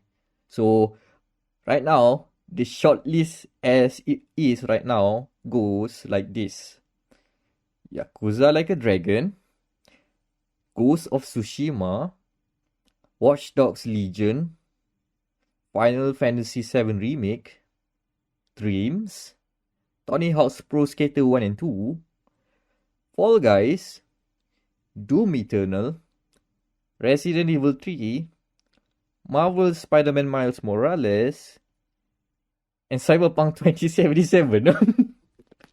Oh, okay. This guy again. I mean, this is Ooh. Death Stranding all over again. No, this is just an over again. So, sini. Like, a very polarizing game. Yeah, it is a polarizing game. But the problem is, we all enjoy the game because we have the console/PC to run it fine. But on the right side, that's the problem. On the right side, it's a terrible game. It is terrible performance-wise. Setuju. Look, I came in 2020.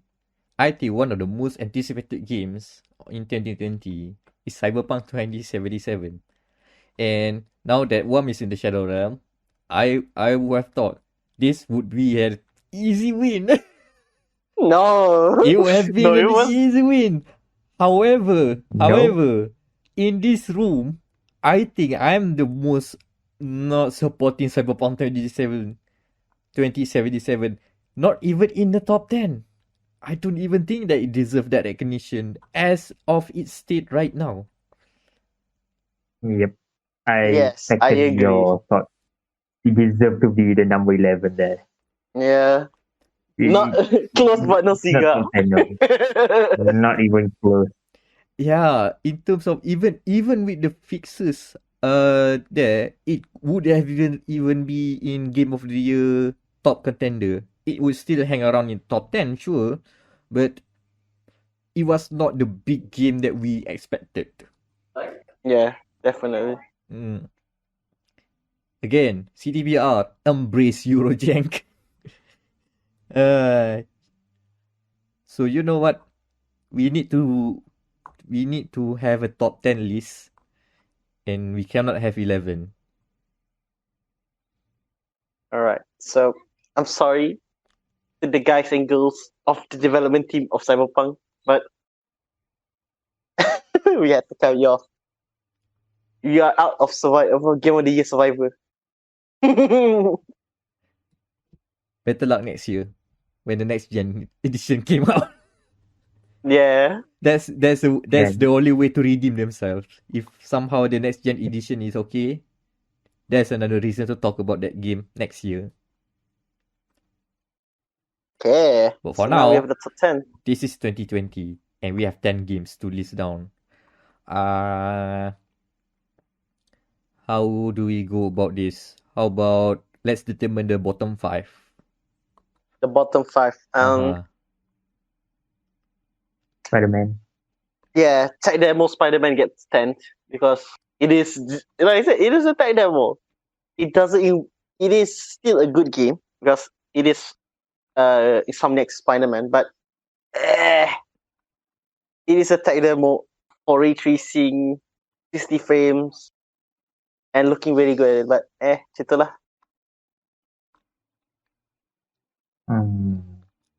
Okay.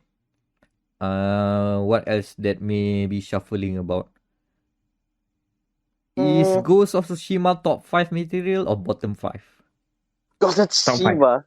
Top 5. Top 5. Yeah, this is the better Assassin's Creed, by the way. Yeah. Yeah. Valhalla shall not be named here. I plan to put forward the argument. Thank God we don't get Assassin's Creed in Japan because this is the one that we need and we got. Yeah, there are some good innovations that I hope open world games can embrace, such as not relying on minimaps. There's an intuitive way that relates into the game world that you just look at the screen, you know where to go. You know? Okay, in Ghost of Tsushima, it's the wind. Not every game can do calling in the wind. You know what else you can do? Augmented reality driving lines. You know? Like Watch Dogs Legion. Yeah. And other Ubisoft games. You can do that too. Okay, that stays. Resident Evil 3. I think I'll just put it at 9. The Moto 5. Yeah, the Moto 5. Because I think it is just a remake of the original, more action packed. Because again, I iterate to fit in line with Jill's other escapades in the future titles. So yeah, it deserves a top 10, but not really. They won't touch the top 5 basically. Yeah, and only Daniel is championing it, unfortunately. I've been championing Resident Evil for 3 years, so and every year it meets the cut. I don't mind. I just not. What else? I guess we put Doom down there. But I mean, as good as it is, it's still another Doom. Yeah, if it was Doom 2016 for the first time, it would have ranked higher. Yeah, it would got top Doom 2016 is the top 5. But Doom Eternal is more Doom. Good Doom, which is not a bad thing. Yes, it just did not deserve. It does not deserve the top 10. Yeah, within the context. But seriously, still, if Doom Eternal is still one of the best games to be. How do I put it? No, the game is still so relentless and doesn't want to pull your attention anywhere. And for some people, this is their biggest gem of the year, biggest game of the year. But not for us. Still strong contender. I do believe that we should remember Doom Eternal. Yeah. In 2020.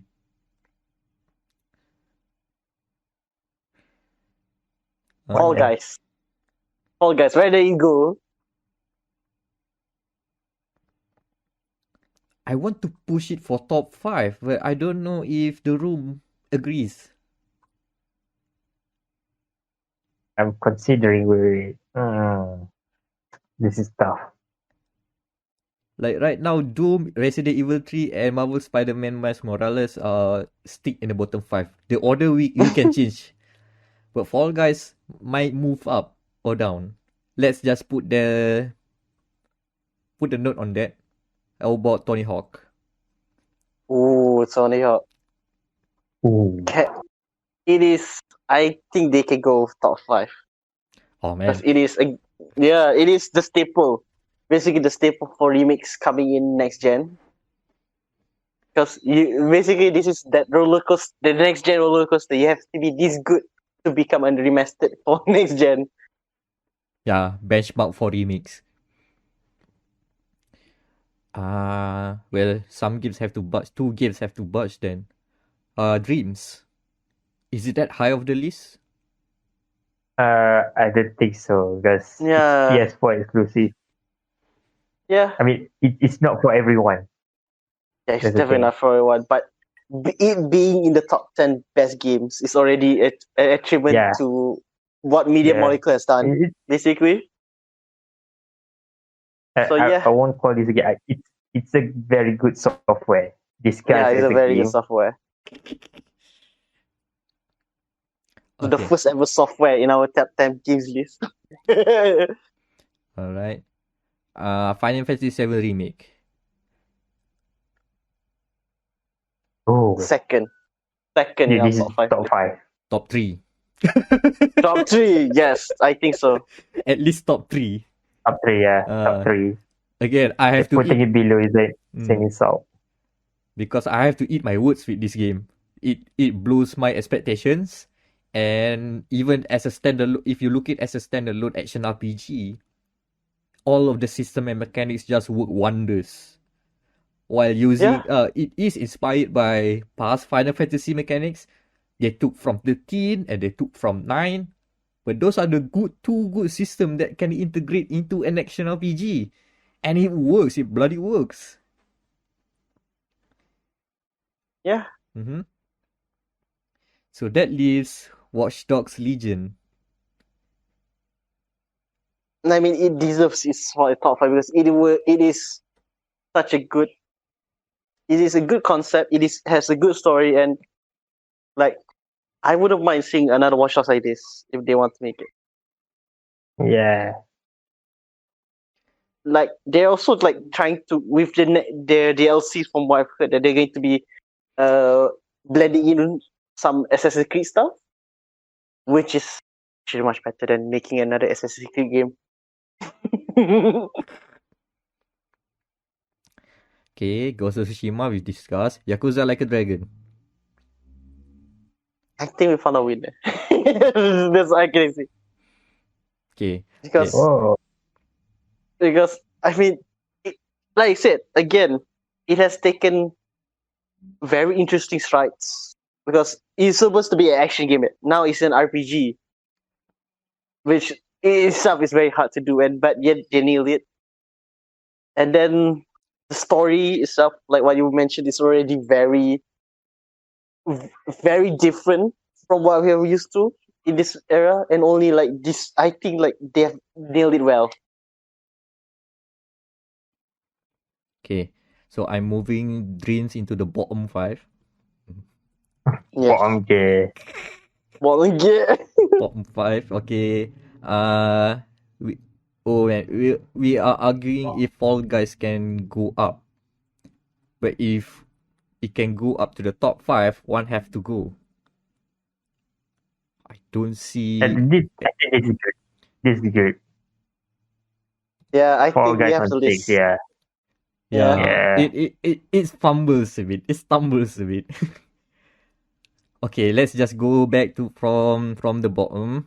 Miles Morales at the bottom 10, at number 10. Are we fine with this? Yes, I guess. Tech demo will be okay. Yeah, it's mostly a showcase of PS5 in action. Yeah, Yep. And we can't say much because, of course, we don't have a PS5. We played this game on PS4. The one guy who played this. And this is basically the second game from following Marvel Spider-Man. So again, yeah, it suffers from the sequel effect, yeah. where It's also the Sony thing. Like it's not the Sony character. Like they likes to do the mini sequel. yeah, which makes it even harder to rank high.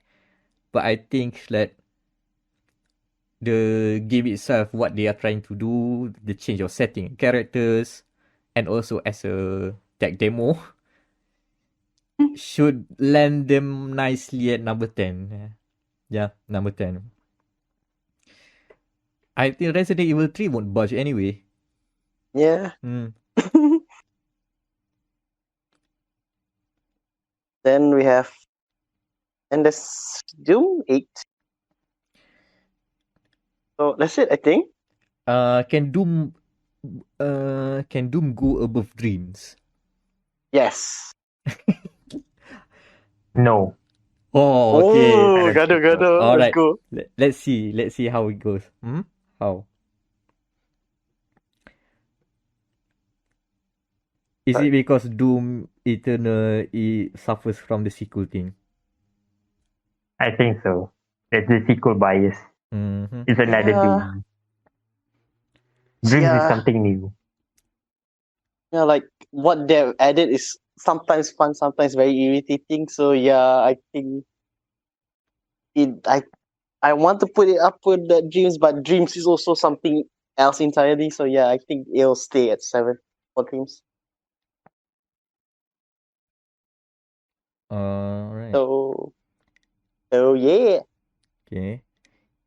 Can Dreams beat Fall Guys? That's on you, Mac, because you're the one No. that plays Fall Guys. Yeah. Yeah. I prefer Fall Guys more than Dreams, and and no disrespect to Dreams by saying that. No. No. That's how we feel. Okay, at least Anan is with me, so Fall Guys stays at number 6 for now. Yep. Unless something happen with Nah, Tony Hawk's Pro Skater 1 and 2. 5. 5th. It stays 5th. It is the top 5. The Hawkman deserves his top 5 there.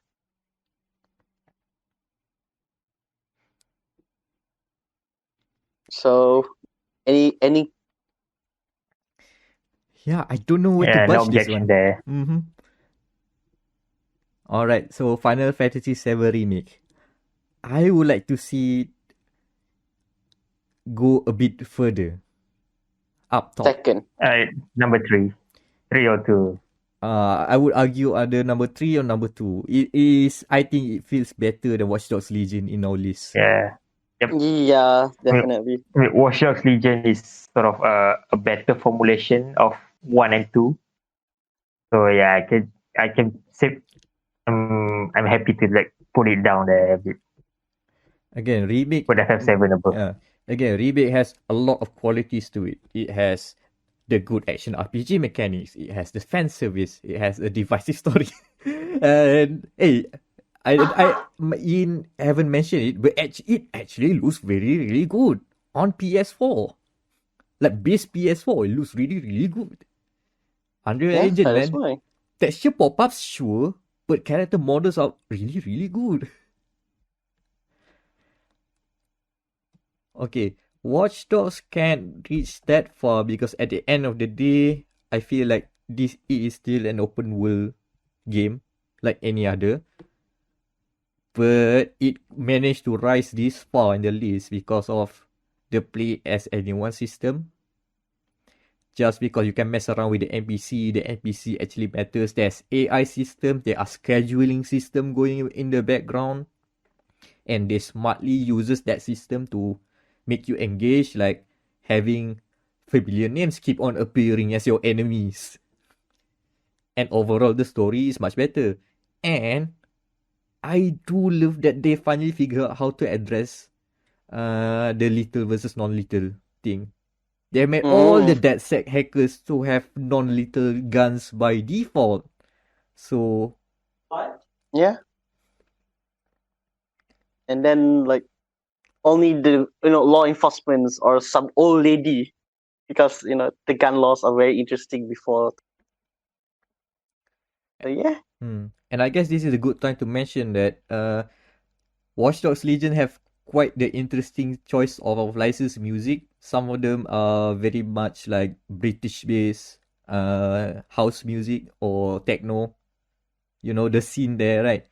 And yeah, it's the best. D&D. It's the best use of the Prodigy light up the sky in a video game sequence. Oh yeah, definitely.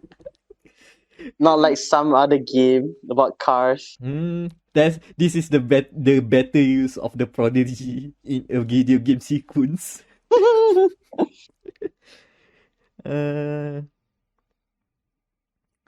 Okay, let's argue about Ghost of Tsushima versus Final Fantasy VII Remake.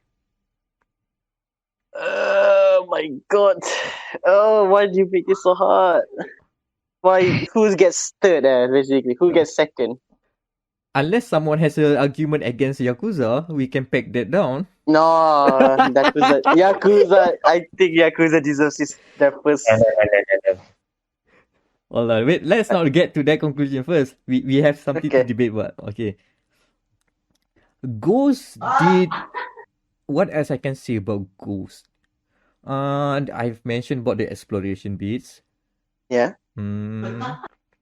Who do I mention about how the story goes? It's not really enough as a best story because it's kind of like your typical typical story that you expect from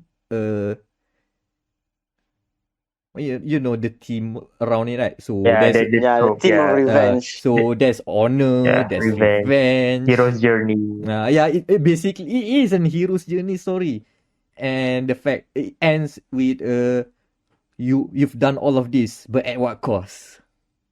Just like another game that we won't mention. Uh-huh. It does that, but okay. One of the cool things that remember that Sucker Punch likes to do the binary choice system from Infamous, right? Yeah. Ghost of Tsushima has only one, and it is done by the ending. It determines what your ending will be. I think that's a Boy. powerful move, even though it's just like that's that's kind of hokey. That you know what, when you get to when you get to take your time to select left or right, and then it zooms in and out of your choice and explains with text a bit what are the consequences of your choice. You know what? Let's just make that one choice and make that one matter. And I think that that small choice is something that I remember more than whatever the infamous choices were. Yeah. And it doesn't lock you to a gameplay style. Like if you want to be stealthy ninja like Kurodo, you can do that. But Hmm? if you want to go not guns blazing, like front up as a samurai, oh come here, attack me, like fight with honor, you can do that too. So it doesn't falter into the problematic infamous system of you gotta do an A playthrough and a B playthrough. Okay. Mm. And the mini games are fun. You get to create your own haikus. Even though some of them are hokey, now that we learn about it, when experts have been analyzing it, it's not really proper haiku, but I get the gesture. Yeah, Uh, definitely. it kind of like, oh, this is not something that we haven't seen. This is something that we haven't seen before, and is only possible with this setting. And somehow, Sucker Punch went with it. Okay, that's Mm. Ghost. But is it Okay. number 2? I Hmm. yeah. Like Final Fantasy, I think we already talked about it very much, and Mm-mm. it is the defining way to play this game without weird with its interesting caveat of making a remake with another story. Yeah, they're remaking the story. Yeah, 100%. Mm-mm. So with that, if for you, man, if Final Fantasy bumps to second, would you approve? You've been bump up to second. Yeah. Honestly, now that I'm thinking about it, Ghost can go down. Okay. Yeah, Alrighty then. yeah, I feel so though because I mean, if we see a bigger picture, it's not that impactful. Let's say It was impactful at the time, at but the time, uh the luster is sort of gone already. and Mm-hmm. For unfortunately Final for Fantasy 7. and unfortunately for us, Ghost the very good free multiplayer mode for Ghost is something that I try it, I find it fun, I'm not touching it again. That's on me. That it's just that I don't feel like doing multiplayer with Ghost of Tsushima. But that's a good system to add post launch. It's just that I don't care enough. I think that was the trump card to keep Ghost being relevant to the end of this year. It's not quite there lah for me.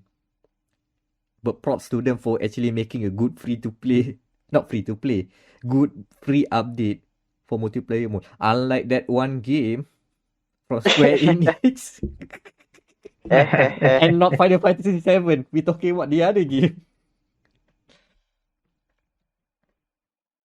But, yeah, Phoenix have a rough year. the Oh man. the 50-50 year basically. At least they didn't screw up Yep. Final Fantasy. Not this Thank time. God. Oh man, that's a blasphemy. But especially 7, man. I think even with all the mixed reception aside, you can overall look at it as a great success of Square Enix understanding why people love the game, what people want from the game, and go from there. But So okay, the to the last pinnacle. one. The last one. What now? Like I've put it by Okay. default, but are you sure you guys do not want to shuffle Yakuza Like a Dragon way? I No. mean, No. no. They've been shuffled No. on by Jeff Keighley's Game Awards, so we shall give them justice. Yeah. Alright, you guys explain your points first because I have another 5 minute spiel. Oh my god. Yeah. Another 5 minutes. Anan, go first. I'll give my short justification for Yakuza. Uh-huh. This is a fresh restart for Yakuza franchise. Bye bye Kiryu. Hello Ichiban Kasuga. Hello turn-based RPG.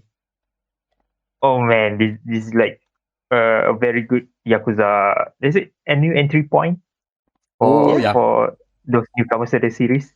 Oh You don't have to yeah. play the previous game. It's a good start. Like you will miss out some of the references. Some of them are Yeah. very. If you know just a bit about Yakuza, the past Yakuza games, you will get to see. Oh, it's that guy. It's that guy. But some of them are like, okay, why are these guys saying it's that guy? But it doesn't matter in the long term of It the doesn't game. matter. In terms of the story, you will just go through. Okay, just let me just say this, Daniel. Do you played Yeah. Yakuza 6 until the end, right? Yeah. Do you remember a certain Korean man with white hair? Oh. It's that guy. You don't know. For whatever reason, if you don't play the previous game like I did, I was like, who?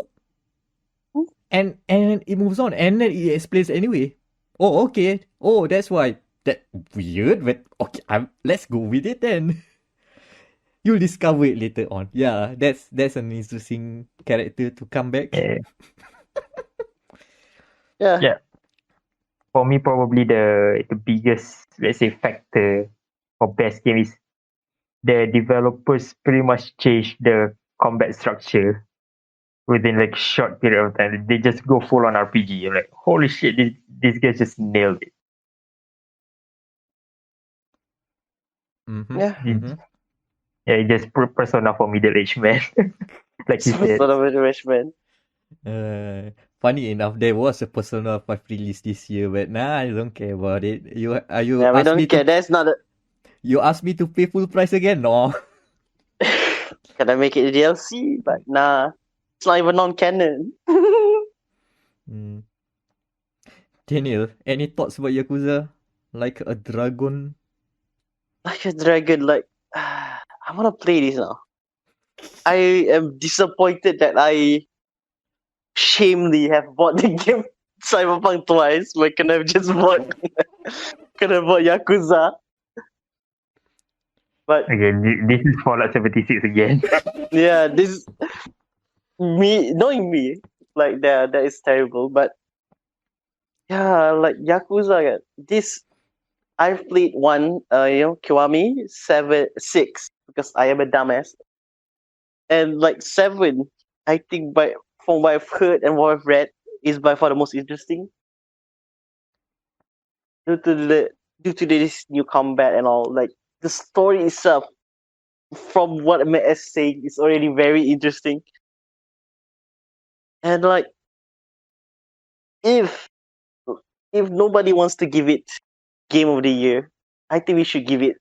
I think as the gorilla guys that we are, just like those 3 guys, Kazuga and his friends, just jumping from jump to jump. We should also do a solid and give them the Game of the Year. Okay, now I'm gonna rain a bit on the parade just to make sure everyone is on the same note. Okay. Yakuza Like a Dragon's combat system works, but if you poke around it and then you feel like, oh, this could be more. Like the fact that, remember, the new engine, the Dragon engine, is made so that you can utilize the open world much more in your combat, right? So with this new system, you are basically doing a dice roll if you can use the environment to your advantage, because you have no control of your characters. And sometimes when they try to use the environment, sometimes it feels a bit janky. Like, there are a few moments where a character tries to go to attack an enemy, but the pathfinding goes wonky. So they kept running in front of a wall until like 3 seconds, and then they respawn together each other, and then the attack hit. Or sometimes because of the wall, the attack doesn't hit. It's a miss. And you have no control about it. Yeah, that's a bit. And also even You know what? Quite janky. It's quite janky. But now that we know that this is quite the last minute pivot, I can totally put it aside and say, hey, it's okay. For a first pass, this is actually quite good. And if they continue to go with the Kasuga saga. The Kasuga saga. Sasuga. And Sasuga Kasaga. I do find there's a lot of improvements they can make, that they don't really have to follow the JRPG trope too much. They can lean on the wacky, no, not just the wacky, more on the strengths of the Yakuza series, like makes the combat much more free flow and make the dungeons more interesting. Yeah. That being said, even though my review is kind of like, it doesn't hit a 9 because of that. That being said, everything about Yakuza Like a Dragon is what you hear and see about Yakuza from the outside, from the memes. And then when you actually play it, it just doesn't. Its content is just flowing. I've spent 80 hours in this game. There is a slow start, but you will love the characters, because they keep on explaining who this guy is, why he is connected with this guy, what is their relationship, and you get to see the relationship develop. Even with your party members, they have their moments too. Hey, there's still wacky side stories over there. Yeah. If you want to, and then what else? There are also weird mini games like going into a cinema and try to not sleep from a very boring movie. You know what? the things that appear there, they are ships, like humanoid with ship head. They are called rams, like REM, rams.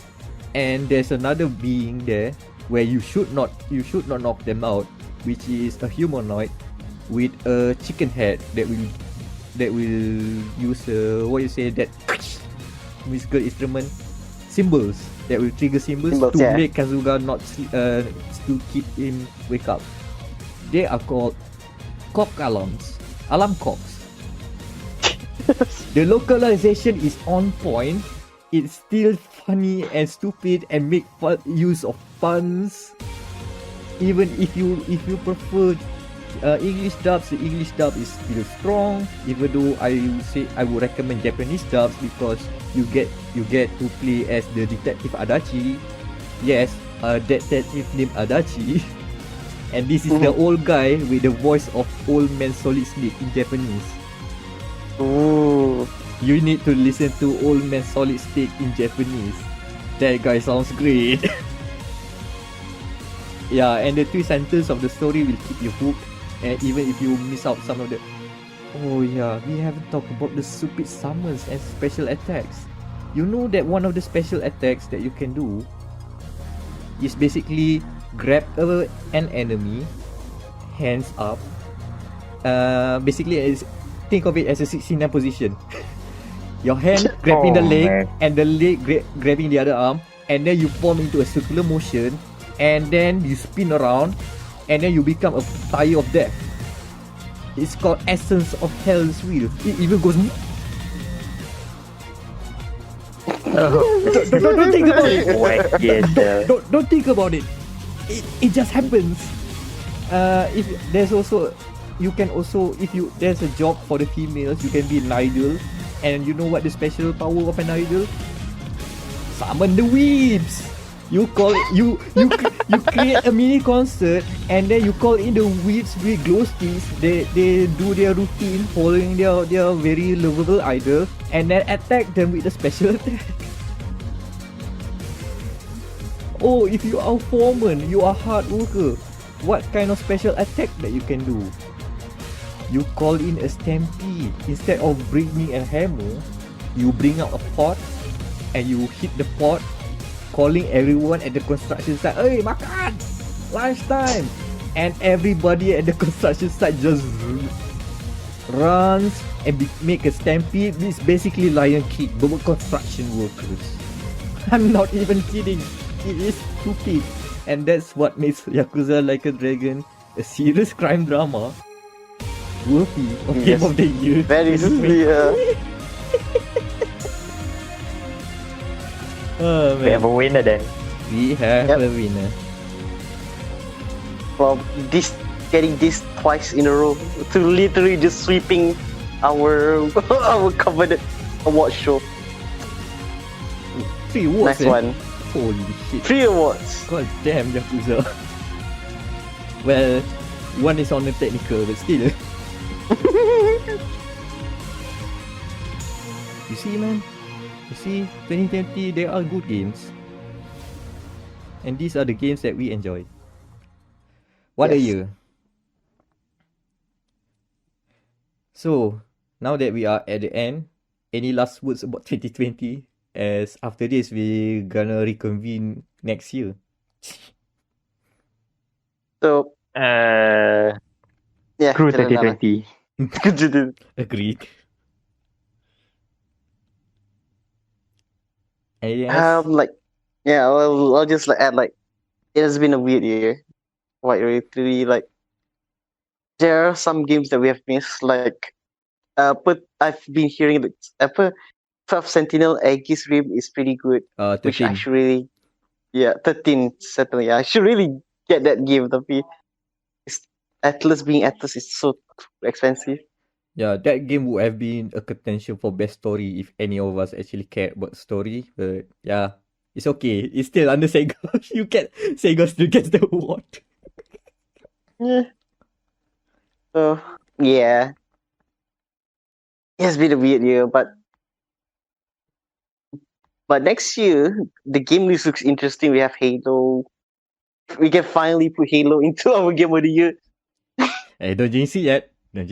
Oh no! Remember Cyberpunk? This game is also delayed by 1 year. Oh no! Don't jinx it yet. There's some games that's interesting next year. We have. Can we just go on a side? 2021, you thought we have Deathloop, we have Far Cry 6, and it is interesting. And maybe by that time, Cyberpunk will be good. Mana tahu? Here's hoping. Please, I don't want the Twitter brigade me just because I like a game. Look, I'm just waiting. Hopefully, Hitman 3 is just another good Hitman game. I do not expect anything more. Ooh, if the James Bond game came out next year. Oh, that's bias. Too early. But at least it's gonna be revealed at the Game Awards. Yeah. Man. Bias. Yeah. Square Enix gonna put up another looter shooter. Hopefully that one doesn't flop. But Square Enix is also putting up a platformer. That one is kind of interesting. Balan Wonderworld.